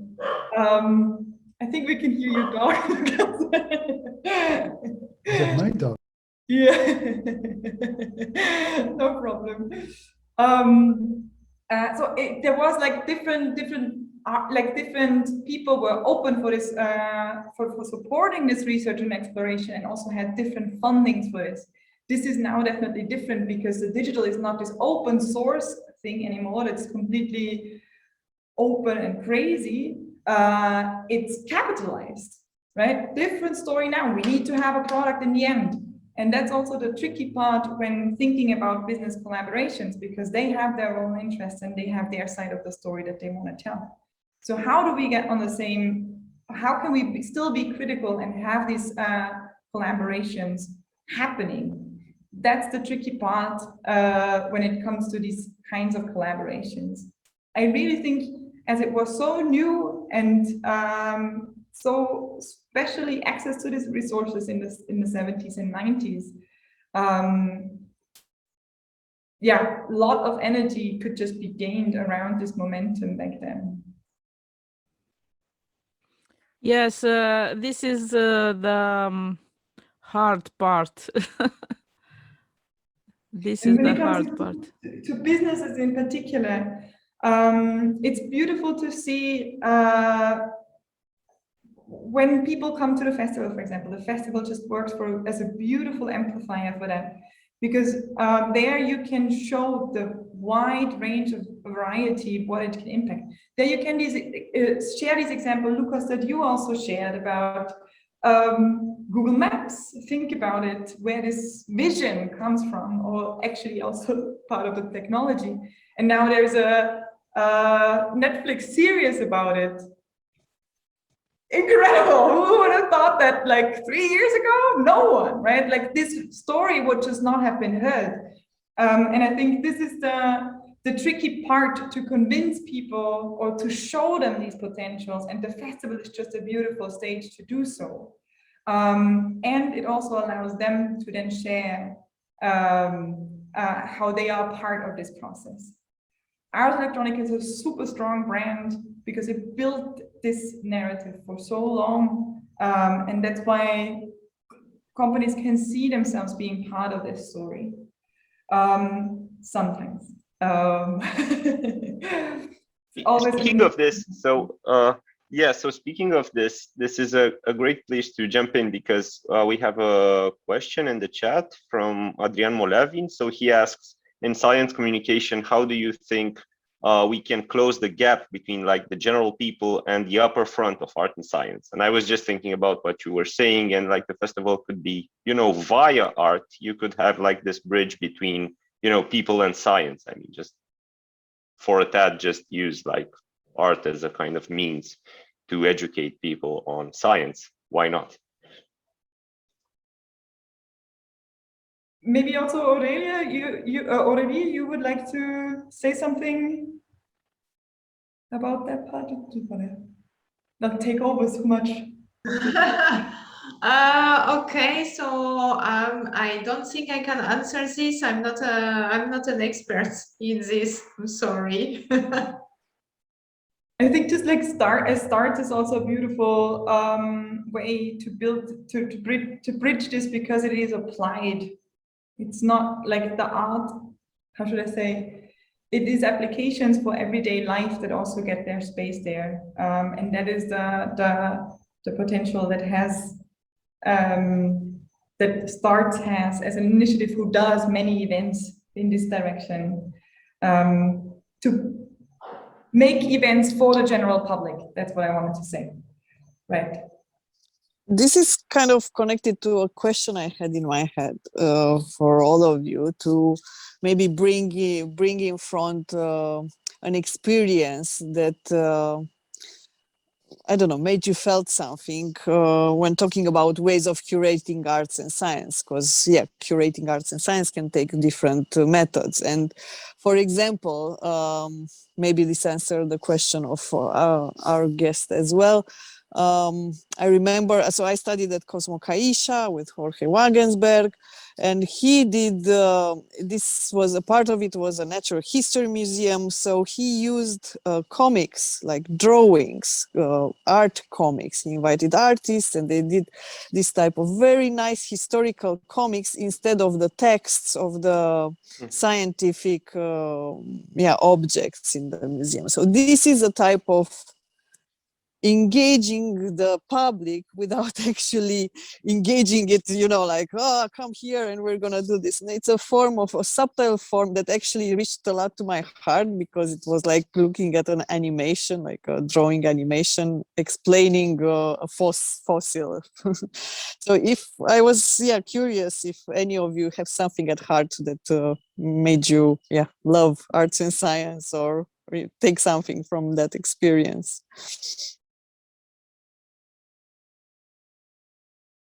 Yeah, what I think is very interesting about that experience is that it is both challenging the audience, but also taking the audience serious. That if an audience is interested in science communications, it's not an audience that you have to explain everything in that sort of detail that you treat it as only a 3-year-old.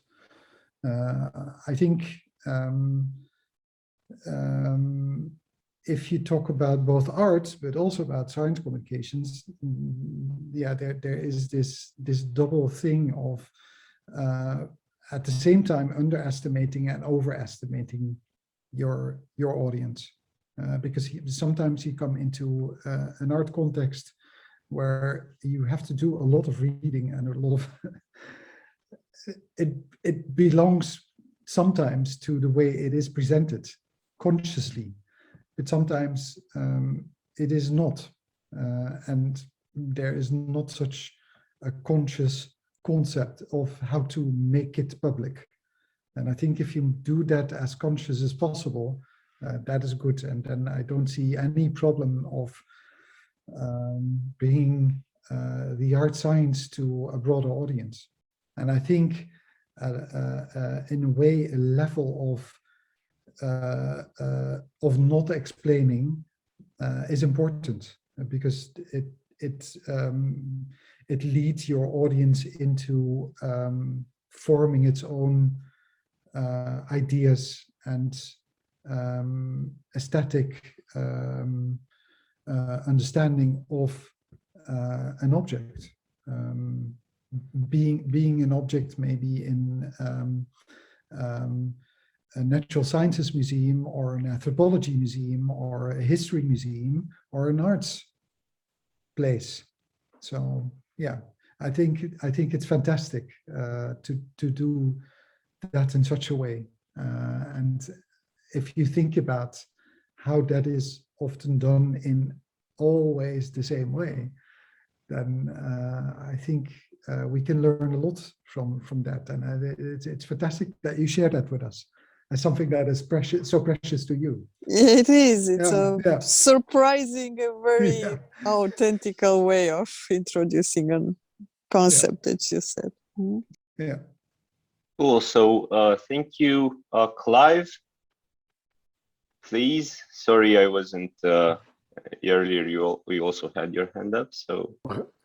Thank you. Yes, I had to pop out for 5 minutes, so I hope my question doesn't repeat something that's already been discussed. But I'd like to ask a question of all 4 speakers. The subject of art science as a form of communicating science has cropped up, but some speakers have also indicated that art science can do something more, that it can be critical of science and technology, it can play with it. How, given that you all represent institutions that themselves, obviously have to look for funding, secure funding, how powerful for you when you write applications is the idea that art science is not just communicating science, but actually challenging it, playing with it, taking it into quite surprising, possibly even crazy situations. Is that a useful or powerful idea or not? I can take hold of this because, for example, here we don't have specific fundings in Romania that would support, let's say, science communication. It's a word that it's barely heard. So you can say that in all my applications, which are made for cultural funding, that usually talks about arts and a specific type of culture. So my argument that science is also culture, at some point it died. It's about putting art in different contexts. So getting inspiration, yeah, it's like getting, I don't know, going to humanities, going to a monastery, or going to a, so I think the speech, it's there, and it's very present for me, where we don't really have need or are allowed to use this. I remember my first application for funding where I talked about science engagement. It was refused just because of this reason. We don't fund science. So you need to find different ways. And those ways actually are the natural ways in which these intersections happen. Okay, thank you. Yeah, I think there's a great difference between formulating your research when you need to put it into an application and getting it granted and then spending the money. Of course, and START is both promoting this, and this whole panel is about promoting art-science collaborations, but it is also doing the research itself, so it also needs to deliver. What I think is interesting is that we should not be afraid of also delivering mistakes as research, because I think there's a heap of art-science collaborations that are not per se leading to brilliant results. But still, there's a lot to learn from that. I think, and now I forgot her name, there's an American artist who wrote extensively about how she needs to adapt to all sorts of rules when she's working at a biolab. And it's talking about the biopolitics of art-science collaborations. What she is allowed to do as a non-scientific member of the personnel and whatnot. I think she had a lot of, and I think specifically artists that work in life sciences have to deal with access to laboratories, which knows a much greater difficulty of being accepted because there's ethical dilemmas that the scientists also have to deal with. There is biological risks for stuff getting out of the lab into the ecology or people becoming sick. So there's a lot of logical reasons why there is much more limitations and therefore also much more power put in place to say yes and no to certain things happening there. So yes, there is this interplay that you need to describe in a very specific way in order to get your stuff granted, but also possibly leads to much more difficulties to bring art science collaborations to the shiny results that we then can bring to Ars Electronica, which does not necessarily mean that then the results are useless.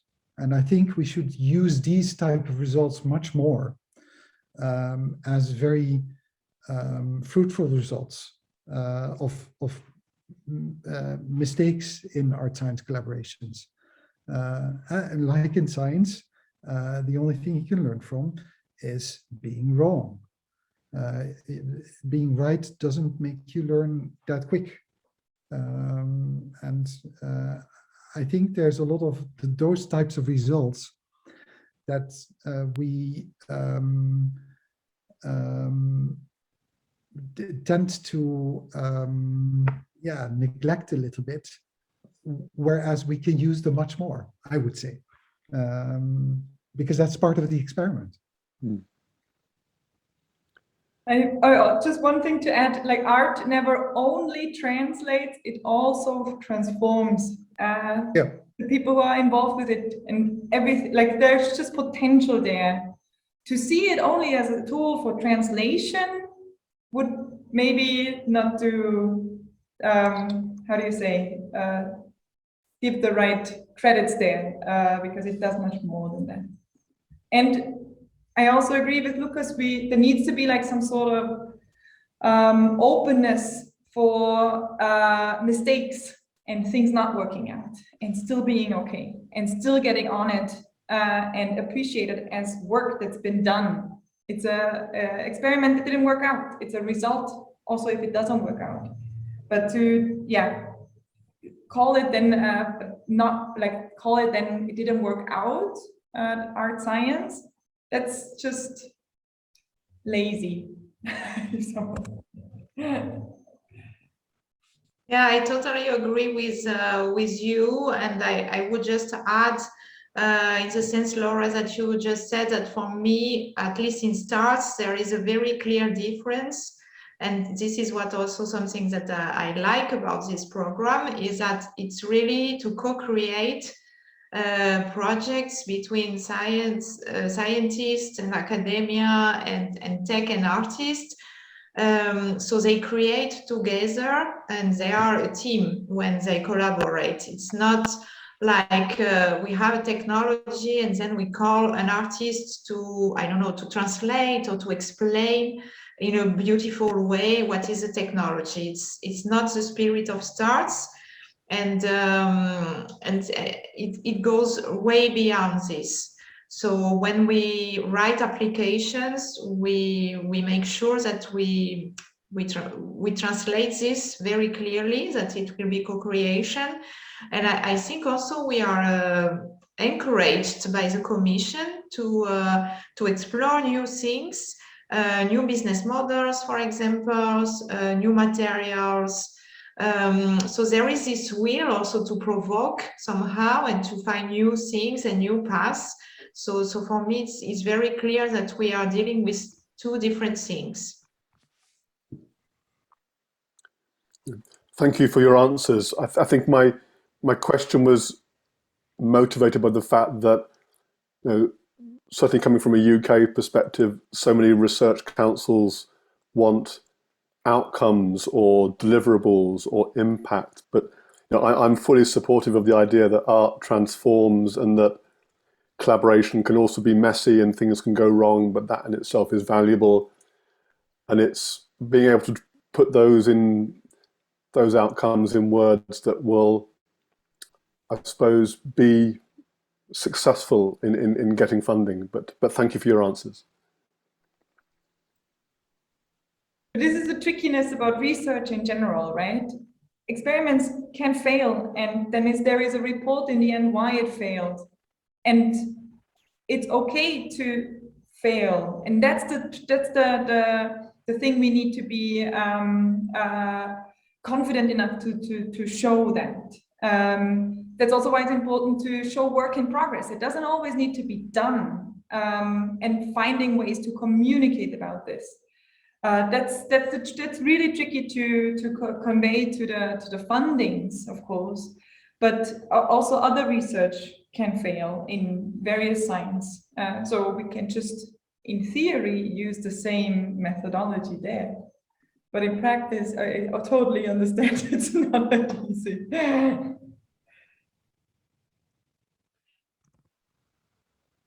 Thank you. So we have one last question, unfortunately, from Nicole. Nicole Spit has been a speaker yesterday. I think I'm gonna read this question. I'm not sure if Nicole can or wants to ask the question herself. So yes, I think I'm gonna read the question. Oh, hi, Nicole. Well, I can ask it myself. I was following it through live stream on Facebook, but I'm not. I don't have a Facebook account, so I use the link that I got to pop in. And I saw your presentations, and I was thinking. What do you think? Do scientists see the full potential of artists? Because I see a sort of value difference between them. When you want to work with scientists, they want to get paid the full range. And also, when I discuss that with other artists, there's a difference in experimenting. As artists normally they have a sort of intrinsic motivation to make experiments, and in science it's all in boundaries, and I see a lot of scientists that don't see the full potential as an intermediary of the artists to the public. And also what you said, I think, Aurelie, that they're not only translating it in visuals, but also put something in it, and that you can look from more perspectives and add something as an artist really to the scientific research. What do you think about that? And I'm asking all of you.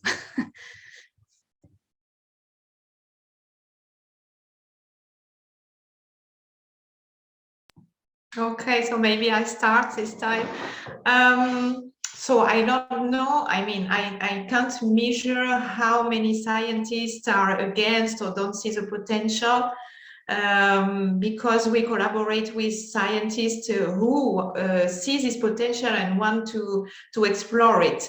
So yeah. I don't think I have an objective vision about this, but what I can tell you is that I see things evolving across the years very clearly. There are more departments, scientists, research centers that come closer to START, for example, that participate in conferences, in talks, because they heard that something that they thought was interesting. So I feel that they come more in the past years, without a doubt. And something also that we hear about, we hear from the scientists that had a collaboration with artists, that it's eye-opening, that this is a way that they didn't see possible to have their research going out of the lab. Yeah, exactly. That's different, with a different perspective. So I think when they are willing to do this step, and they start co-creating, really, it's always a good experience, because they learn a lot and they have different perspectives, and they create things that they didn't even imagine it was possible. But I'm quite optimistic. I see that it's better. It's evolving, yeah. Thank you. Okay, Lucas. Yeah. What is interesting is if you look at life sciences research, so research in biotechnology, the best way that is brought to an audience is by artworks. There's a few exceptions. Dolly, the cloned sheep, and Herman, the cloned bull. Yeah, these are very large objects. They were alive they're now stuffed because they died of early elderly diseases because they were cloned. But one of the pictures that I showed of Charlotte Jarvis, and that's not the artwork itself, it was the performance in that anatomical theater that is in the Waag. Yeah, that's one of the few tangible things where you can see what induced pluripotent stem cell protocol does, which is Nobel Prize winning life sciences experimentation protocol that is widely used now for culture in tissues. And also CRISPR is something that we experiment with artists with, but also with an audience. Scientists see that. I think, we work with great scientists, yet not all scientists want or see it. But that also has to do with the enormous variety that you also see in sciences, in areas of knowledge, in areas of interest. Because biology moved from being a very strictly empirical type of science to something that is almost a design science in biotechnologies. Therefore, it got so much interest of artists. And I think there's, I have an address book full of scientists that I can call. And if there is opportunities, they will collaborate. They are happy to collaborate, but it also needs a little bit of funding also from their side, because they are pressured by academic systems that push them to produce papers, that obliges them to teach. So in science is business. So those people have very, very full agendas.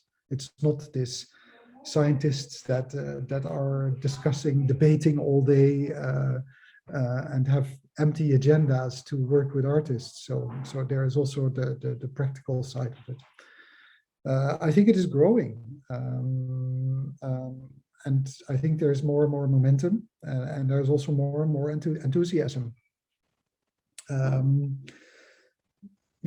And varying from very fundamental experiments to very applied type of collaborations.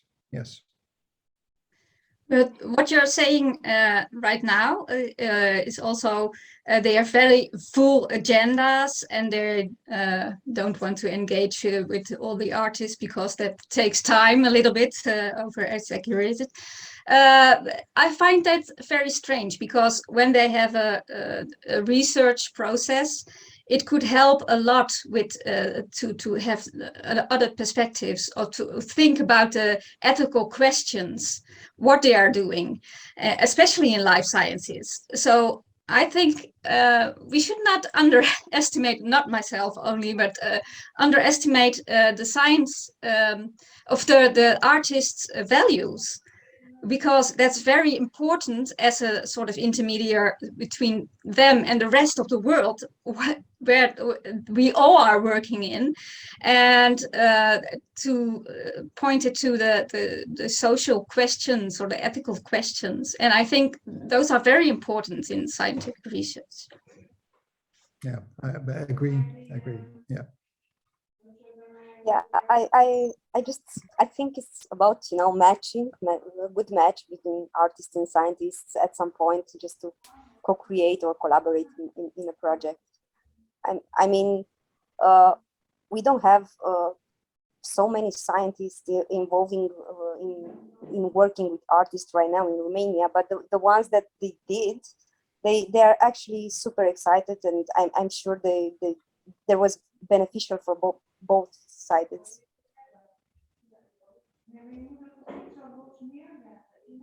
I also agree when it comes to the values and the criticality that artists bring to the conversation. That is definitely something that is not taking enough space yet when it comes about AI systems and so on and so forth.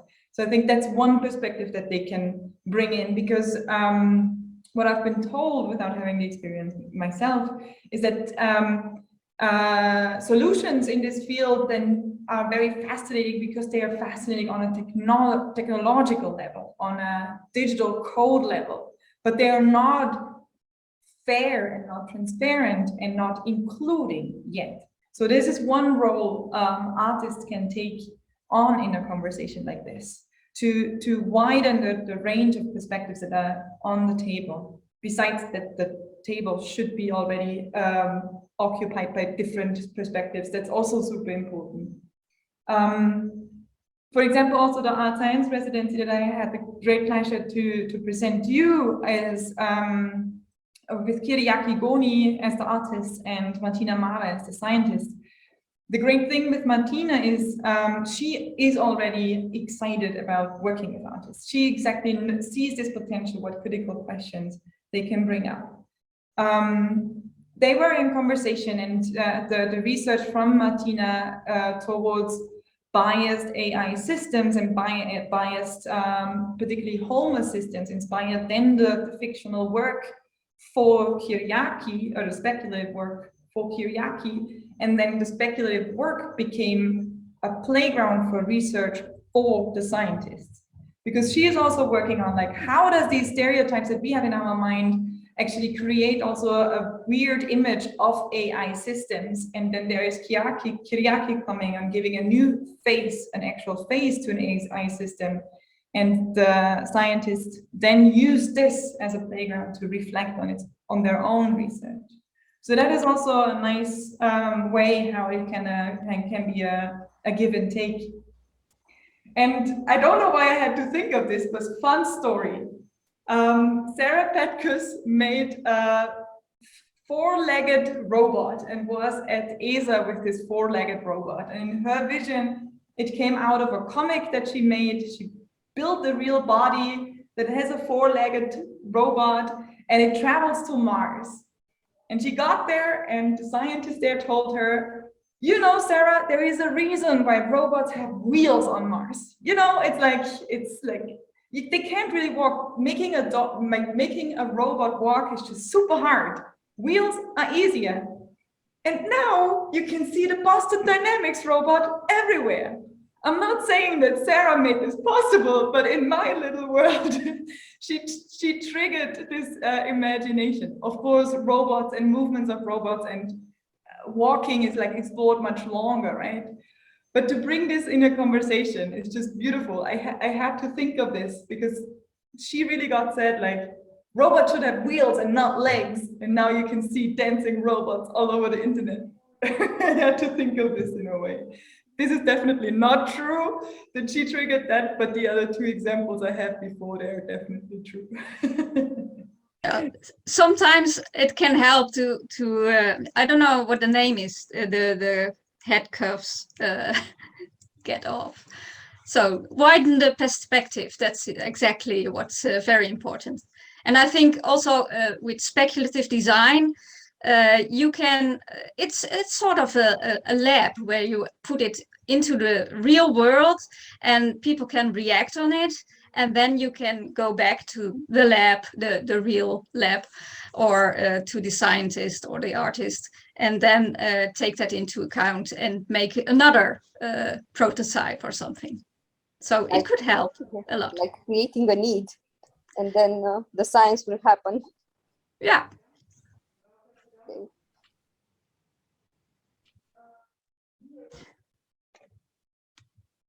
But I think also, last thing I will say, but when I listen to you, it's you already know the potential of artists already, of course, because you are promoting art and science. So, but I'm grateful for that point of view, and I think that will help a lot in creating not only art or science, but putting a real contribution to the world and what we are making. So thank you. I will add something, but this is like a bug that it's for me, because at some point we all know arts and science weren't separated. Actually, artists were scientists and weren't allowed to express science, just they were expressing through their art. So I'm always kind of trying to make a reminder and a historical jump to say, hey, we all have the both sides. So I think it's good to have this consideration. And I think, I mean, Floriana knows, when we go into science research institutes, they have art there. They enjoy art in different kind of expressions. So I don't know who makes this difference. So I often wonder, these relationships, are they too complex? Do they have oppositional agendas? Are they too muddled by capitalism or product-oriented goals? Or you can just look at them as like necessary open-ended research play. And as you said, Lucas, science is prone to failure, and from failure, new innovation spurs. So we have these stories where we failed together with an artist and this happened. So I think these stories put out there, they're very nice to have. Yeah, I don't know, with the new aesthetics, every time I enter a scientific lab, I always feel like I'm looking at art.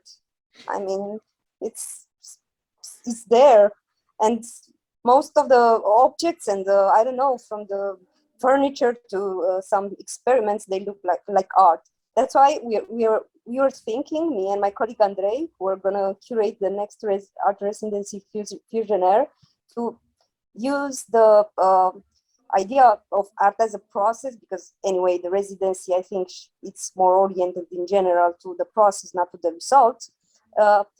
To some three stuff that are quite similar in art and science as a process. And I mean, like iteration, maybe some methodological causality or something like that, and some serendipity, because I think they can be like super similar experience for both artists and scientists. And I hope we will also showcase like scientific work or research as art during the final exhibition, just because process can be super important. And as Laura said before, there is no actually fail. It's just an intermediary stage that can lead to something totally new or totally different, or sometimes nowhere for years, or I don't know. It's just the process that's important. Yeah, Laboral in Gijon once had a nice show called Process as Paradigm. Maybe it's an inspiration for the new curation you're going to set up. I was involved in curating that. I can send you a link to it.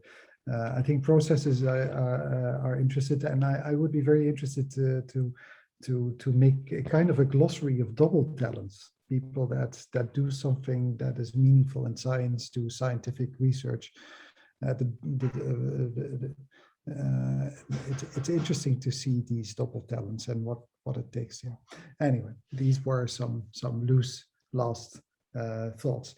I would love to be in Bucharest with all of you and to be able to go to a bar and have drinks. That would be great. Yeah, at this point, that would be wonderful. I mean, who knows? Maybe next year, or maybe at some point, because. Yeah, anytime you're very much welcome here. Any of you, actually. Yeah, in the early 90s, I've been roaming the Danube Delta with some Romanian ecologists there. That was super interesting to see. Yeah. We can organize trip and visits in the researcher institutes and research institute of Danube Delta. There is one. Yeah, I think it would be interesting to also think of bringing artists in that context, because I think there's a lot of artists with the hands that they are very eager to be in these contexts. And I think you also see popping up in the STARTS project. We spoke with some researchers about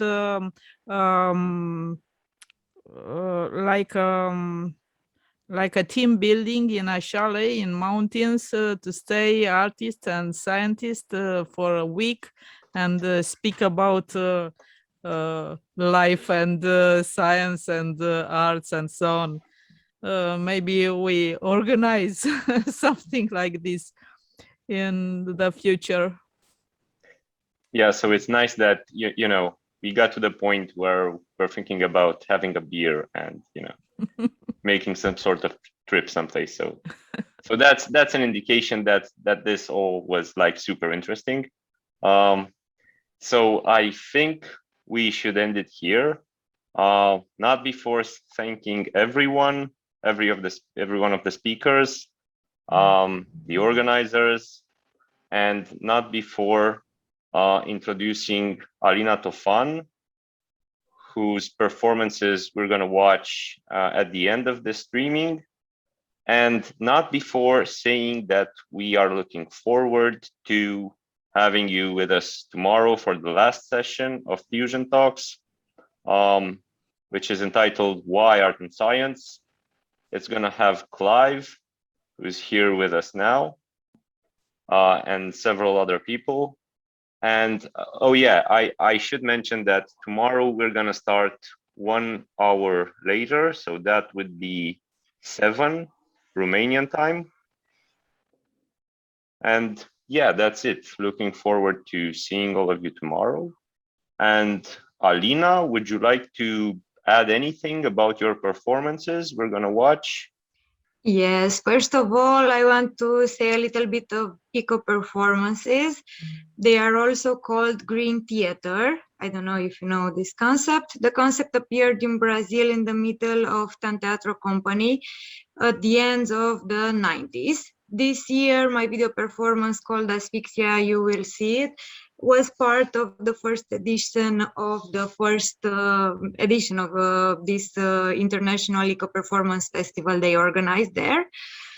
And eco-performance understands the environment and body as inseparable dimensions of performative creations. Well, my first video performance is Asphyxia, who traveled a lot in a lot of galleries and art festivals. It's a video performance born from the attempt to experience through the body and the senses the inner, the hidden world of plastics. And I explore a little bit an urban space that turns into a confessional one. And I look for shapes that generate the chameleonic plastic, and I try to breathe with it, through it, and always questioning myself, how does plastic breathe? So this is Asphyxia. And the second one is Retouch My Future, because the future has a power named mystery.